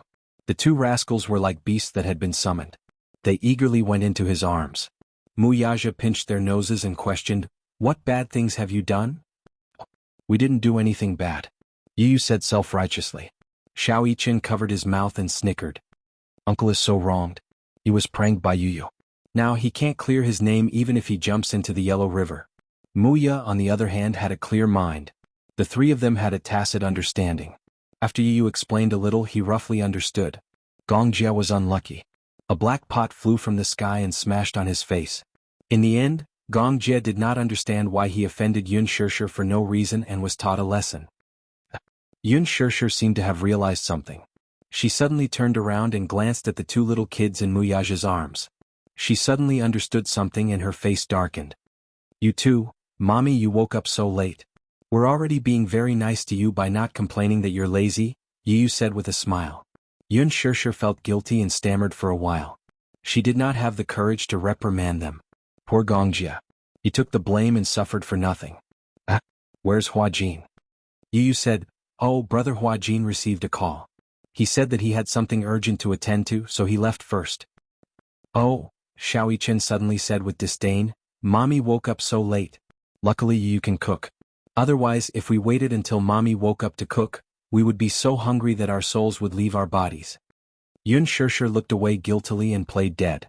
Gongjia said, "But then again, Yu's culinary skills are really impressive.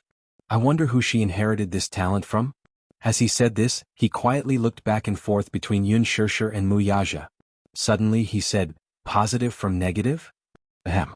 Yun Shishir cleared her throat awkwardly and explained, "Actually, my culinary skills are not bad. Yu probably inherited this talent from me, right?" Chapter 2270. Yu teased her, "Mommy, don't you know how to be embarrassed when you say that?" Yun Shishir waved her fist at him. "Can you stop teasing me? Even if I don't tease you, you won't be able to hold the fort," Yu said coldly. Yun Shishir was speechless. Yu patted her shoulder sympathetically. "Just like what Uncle said, negative is positive. Perhaps this is the reason why you and Daddy are two culinary idiots. I have an extraordinary sense of taste when it comes to food. Actually, I have to thank you and Daddy for this." Muyaja was speechless. He felt that he had been shot while lying down. Yun Shishir suddenly saw a platinum necklace on the sofa. She walked over and picked it up. She asked curiously, "Whose necklace is this?" Gongjia shook his head. "It's not mine." Yun Shishir looked around again. She didn't remember Yu and Xiao Yichen having such a platinum necklace. It must have been left behind by Huajin. Yun Shishir picked up her cell phone and dialed Huajin's number. In the shower room. It was quiet and only the sound of Lin Shuia's suppressed and broken sobs could be heard.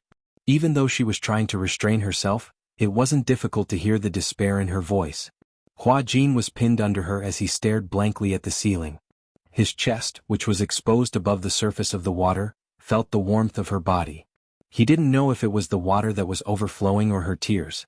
The water in the bathtub flowed continuously and spilled onto the floor. The sound of water splashing was exceptionally clear in this quiet space. Huajin slowly closed his eyes. It wasn't that he was indifferent to her tears. However, her tears only made his heart ache. That was all. That was all. What was the saddest thing about humans? At least, to him, the saddest thing was that he would never fall in love with another woman in this lifetime. Love is nothing but the product of desire. He no longer had any expectations or illusions about love. Perhaps it was because he had been too tired for many years that he had lost the strength to love someone. Perhaps, if there was no such memory. If he and Lin Shuya had met normally and fell in love normally, perhaps he would have fallen in love with her regardless of everything. But now he thought that he probably wouldn't believe in love and marriage anymore. Could it be that the fetters between people were not all linked together because of desire? Humans were the most selfish species. It was because of their selfishness that they loved themselves the most. Therefore they would fall in love with a man or woman who could satisfy their desires. Didn't Lin Shuya love him because he could satisfy all her desires? She was different from other girls. Some girls liked wealth and power, but she grew up in such a superior environment and had always been high and mighty. Therefore she disdained those things that were almost at her fingertips. And his appearance just happened to satisfy her fantasies. Lin Shuya was like a little princess trapped in an ivory tower. Because of the restraints of her family, she always followed the rules. Everything followed the family's arrangements meticulously. She yearned to break through the secular world. He was just a psychological comfort. A dispensable substitute. How many people were like Yun Shirshir and Mu Yaja, like destined lovers? Chapter 2271. Xiaya, calm down. He stroked her hair gently and said in a calm voice, "You said that you and I were just a game. Now the game is over." Lin Shuya was stunned. That's right. Back then when they were together they made love that night. When she woke up she said to him, "Play a game with me." There was no love, only a game of lust. He was like a pet that she kept by her side. However, she was too immersed in the game. What made her most indignant was that such an arrogant person like her had lowered herself and begged him to love her for his sake. Yet he could still say to her calmly, "Now the game is over." Besides indignance, she felt more heartache and despair. Lin Shuya said stubbornly, "You can't live without me." She was the one who had taken care of his career. Ever since his debut she had made use of her connections to invest in him. When he was still a newcomer he took on a big production movie. Following that he received many gold medal historical dramas. With one of the historical dramas he became famous overnight. He went from being an 18th-tier actor to a first-tier historical actor. Apart from his exceptional good looks, it was also inseparable from her support. He couldn't leave her. In the entertainment industry which was full of power, without her, he would fall overnight no matter how popular he was. When Hua Jin heard this, he smiled coldly and said casually, "I'll live well without you. I won't die." Such a light sentence had completely crushed her pride. "But I can't live without you," she cried and complained. "How am I going to live if I lose you? No one can't live without another. Maybe you won't be able to adapt at first, but after you leave." "I don't want to. I don't want to. I don't want to." Lin Shuya hugged him, reluctant to part with him. "Jean, don't leave me, okay?" Like a drowning person who was swaying on the sea and was grasping at the last straw, she forced a smile and said in a trembling voice, "Although I was expelled from my family, I can work hard with you. You continue to act and be a popular star. As for me, I will work hard. We will be like an ordinary couple. We will work hard for the future together. We will fight for tomorrow together. One day we will be able to rely on our own abilities to have a place of our own in a city like this. I will work hard, very, very hard. For you, I am willing to suffer any hardship." Hua Jin was silent for a long time before he smiled helplessly. "Life is not a game. Don't be childish." Yes. She had indeed given up her power and wealth for him. She had been willing to betray her family and be expelled from her home for him. She had sacrificed a lot. Even if she was sincere, how long could this kind of life last? It was no different from falling from a high place to the bottom of the valley and being smashed to pieces. If that was the case, she might learn to be an obedient girl for his sake. Every morning she would eat a steamed bun or buy cheap breakfast from the roadside and squeeze into the subway. She would be like an ordinary girl, working from 9 to 5 and working hard for a few $1,000s a month. However, she definitely wouldn't be able to live such a life for too long. Chapter 2272. Humans were never equal to each other. From poverty to riches, a person's mind would become numb because of overnight riches. Because it came too easily, it would also be lost very quickly. As the saying went, virtue carries the world. So, what if one lost everything overnight? The transition was even more difficult. Lin Shuya was willing to do anything for him. But sooner or later, her blind impulses for him would be worn away by reality and there would be nothing left of her. Working hard for the sake of tomorrow like an ordinary person? What a joke. Just as he was about to speak, there were slight bubbles on the surface of the water. Something was vibrating in the pocket of his clothes. It was his cell phone. Hua Jin took out his cell phone from his pocket. Before he could see clearly who was calling, Lin Shuya snatched the cell phone away from him and glanced at the screen. On the screen she saw the name Shirshir. Yin Shirshir. Was it her? Lin Shuya bit her lip hard and questioned in a low voice, "Where did you go last night?" Hua Jin kept quiet. "Tell me." Lin Shuya threw the cell phone on the floor. The ringtone stopped ringing. Hua Jin's eyes suddenly had a tinge of anger. "Pick it up." "What?" Lin Shuya widened her eyes. Right from the beginning, the man who was usually quiet and calm actually became like an enraged lion because of her act of venting. His gaze became sharp and fierce. "Pick up the cell phone." "You're angry?" Lin Shuya questioned him. "Who exactly is Yun Shirshir? You're actually so angry because of her? Pick it up." Hua Jin seemed to be really angry. He stared at her with a vicious gaze. As if someone had touched his reverse scale, his face turned pale. "Lin Shuya, enough is enough. This was the first time he had called her by her full name. Hua Jin seemed to be completely enraged and lost all his patience. How long are you going to be willful? Hua Jin smiled coldly. Do you know how painful it is for me to be with you? She obviously didn't love him, but she had to pretend to be deeply in love with him. Not only did she have to cooperate with him, but she also had to face threats and violence from his family. Is that enough? He suddenly stood up and gracefully stepped out of the bathtub. His calmness only served to accentuate her embarrassment and embarrassment. Lin Shuya did not dare to believe that one day he would rebel against her. But now that it had happened before his eyes, he had no choice but to believe it. Lin Shuya, if I let you off, can you let me off too? As Hua Jin spoke, he picked up the phone from the floor and wiped it carefully. Then he left the bathroom without looking back.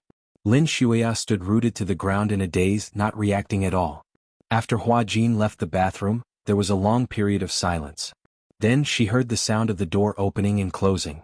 His heart skipped a beat with a thump. He's gone. He left without looking back. And she had been abandoned once again. She really had nothing left. Lin Shuya curled up and hugged her knees.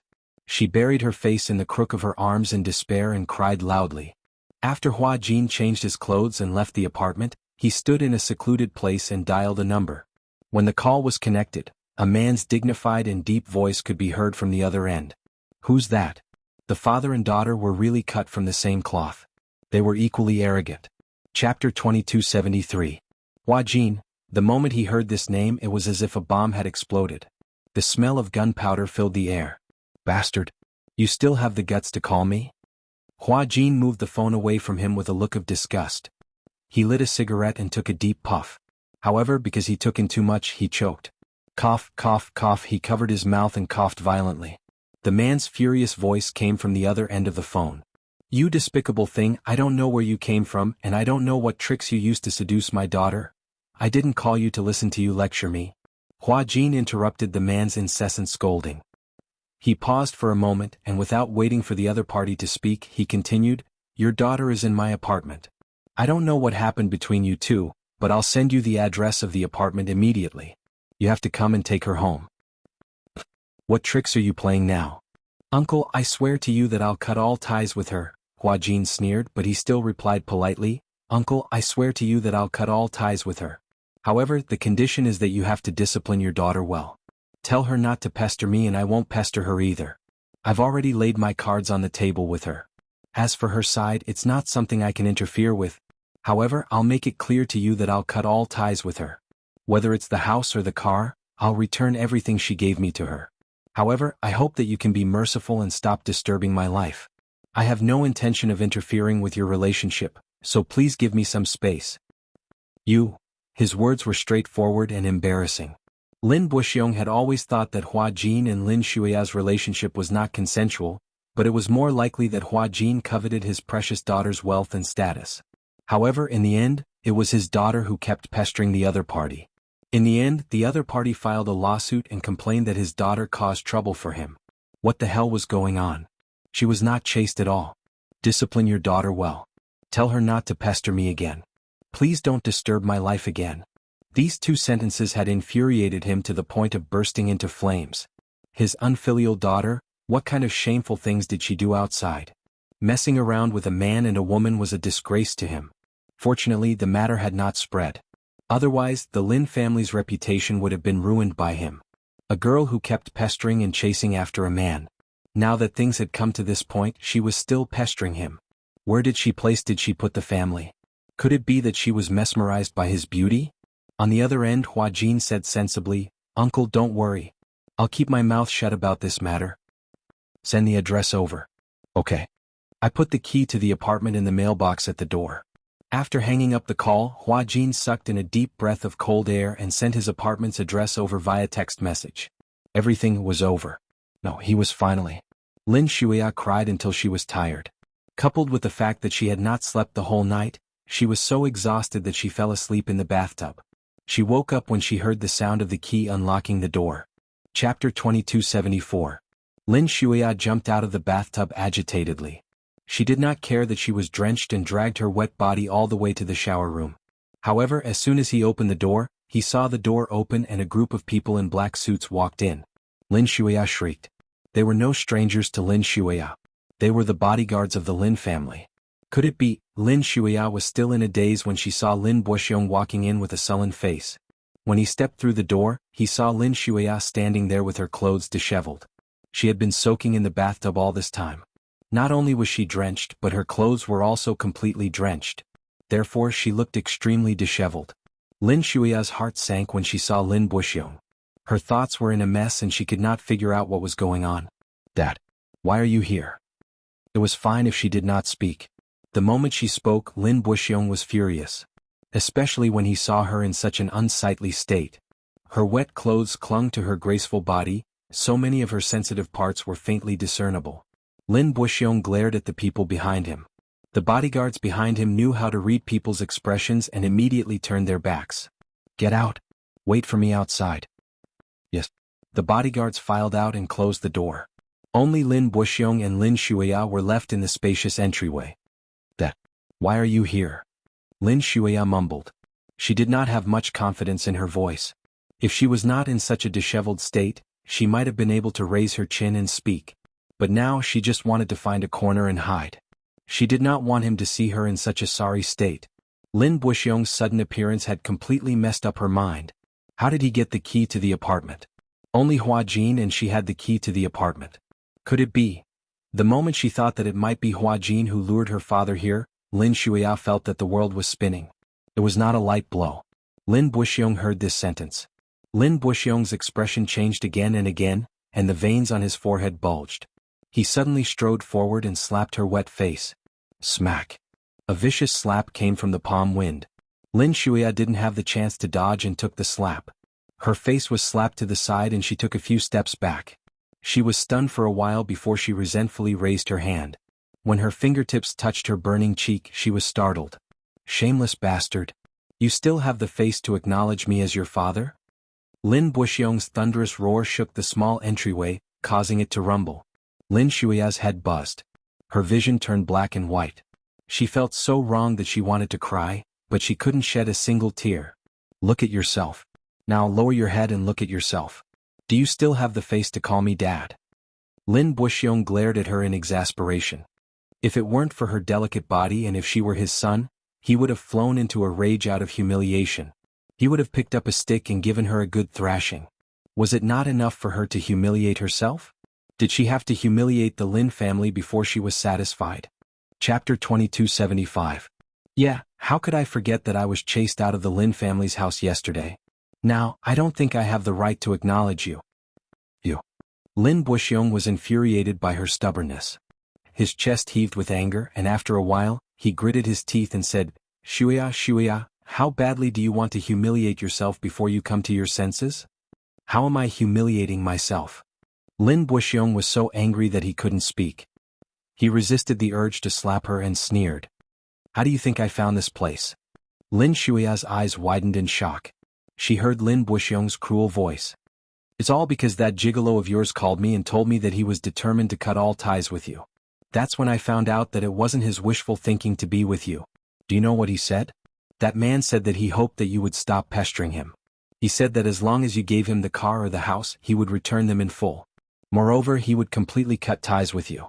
He even told me to teach you a lesson and not to pester him anymore. Tell me, how did you humiliate yourself to this extent?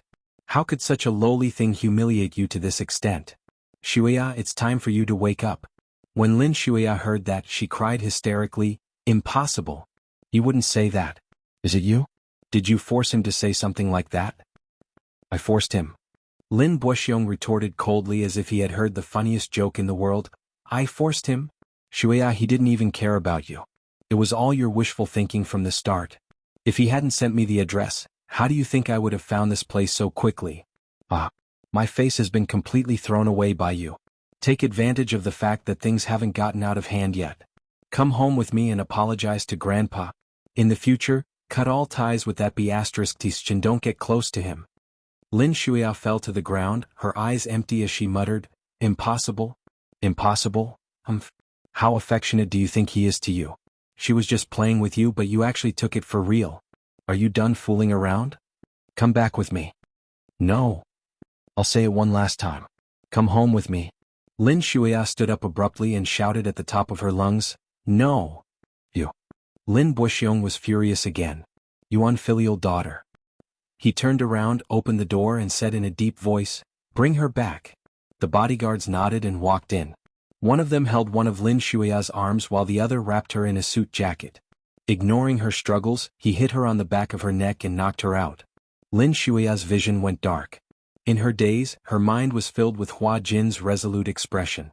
Naturally, they were experienced and familiar with the technique. After Lin Shuya was knocked unconscious, she was forcefully brought back to the Lin family. "Lin Shuya, I'll let you go. Can you let me go too?" "Rongjin, how can you be so cold?" At the hospital. After being in a coma for 2 days and 2 nights, Song Yunshi finally woke up. Chapter 2276. Song Enya had been lying on the edge of the bed, watching over her brother all night. When she sensed movement on the bed, she raised her head abruptly and was excited to see Song Yunshi awake. "Brother, you're awake." Song Yunshi looked at her. Just as she was about to speak, she pulled at the wound at the corner of her lips and sucked in a breath of cold air in pain. "Brother, don't move. You're seriously injured." Song Enya held his hand tightly in heartache. She was full of guilt towards Song Yunshi. If she had not caused trouble, he would not have lost control and gone to the Gu family. The day after Song Yunshi was hospitalized, the Gu family sent someone to call and send over the bill for Song Yunshi's expenses at the private clubhouse that day, as well as a list of the items in the clubhouse, asking for compensation. Gu Jinglian was quite domineering in this aspect. Originally, Song Jinghua was still investigating which faction had beaten his son to such a state. Unexpectedly, Gu Jinglian had sent someone to call and give a summary of what had happened that night. In the end, not only did he righteously ask Song Jinghua to compensate for all the damage done to the clubhouse, he even mocked. Song Yunshi, that brat, is so arrogant that he actually asked the Gu family to step in for the Song family. What a joke. Song Jinghua was so angry that he vomited blood. Only then did Song Enya and Jiang Qiming know that Song Yunshi had gone to the Gu family because she was indignant on behalf of her sister, hoping that the Gu family could help the Song family get back at them.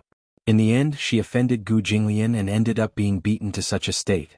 Song Enya, in particular, was filled with regret when she heard all this. If she had not been a burden, her brother, father, and mother would not have ended up in such a state. Jiang Qiming was heating porridge when she heard Song Yunshi's surprised cry. She turned around and saw that Song Yunshi had regained consciousness. Nervously, she came forward and sat down by the bed. "Yunshi, you're finally awake. God bless you. God bless you." Song Yunshi, after a brief moment of confusion, he finally realized where his body was and his eyes turned cold. Seeing that he did not speak, Jiang Qiming glanced at Song Enya worriedly and signaled with her eyes. Song Enya immediately understood. She held Song Yunshi's hand and asked gently, "Brother, how do you feel? Do you want some water? Or would you like some apples? I'll peel it for you." Before she could finish speaking, Song Yunshi's overly cold reaction caused her to stop talking. Song Yunshi looked at her expressionlessly for a long time, but the look in his eyes became colder and colder. Suddenly, he gently pulled his hand out of her hand, looking extremely cold. Song Enya was stunned, clearly in disbelief.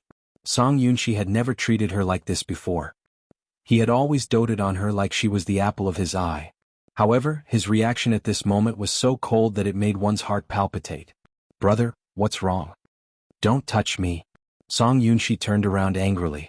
Even though it was difficult for him to turn around in his current condition, he did not seem to want to see her. He did not even want to say a word to her. Song Enya's heart ached when she saw his cold expression and she retracted her hand resentfully. Looking at his cold back view, Song Enya's eyes could not help but turn red. She choked and said, "Brother, are you angry with me? I don't want to hear your voice."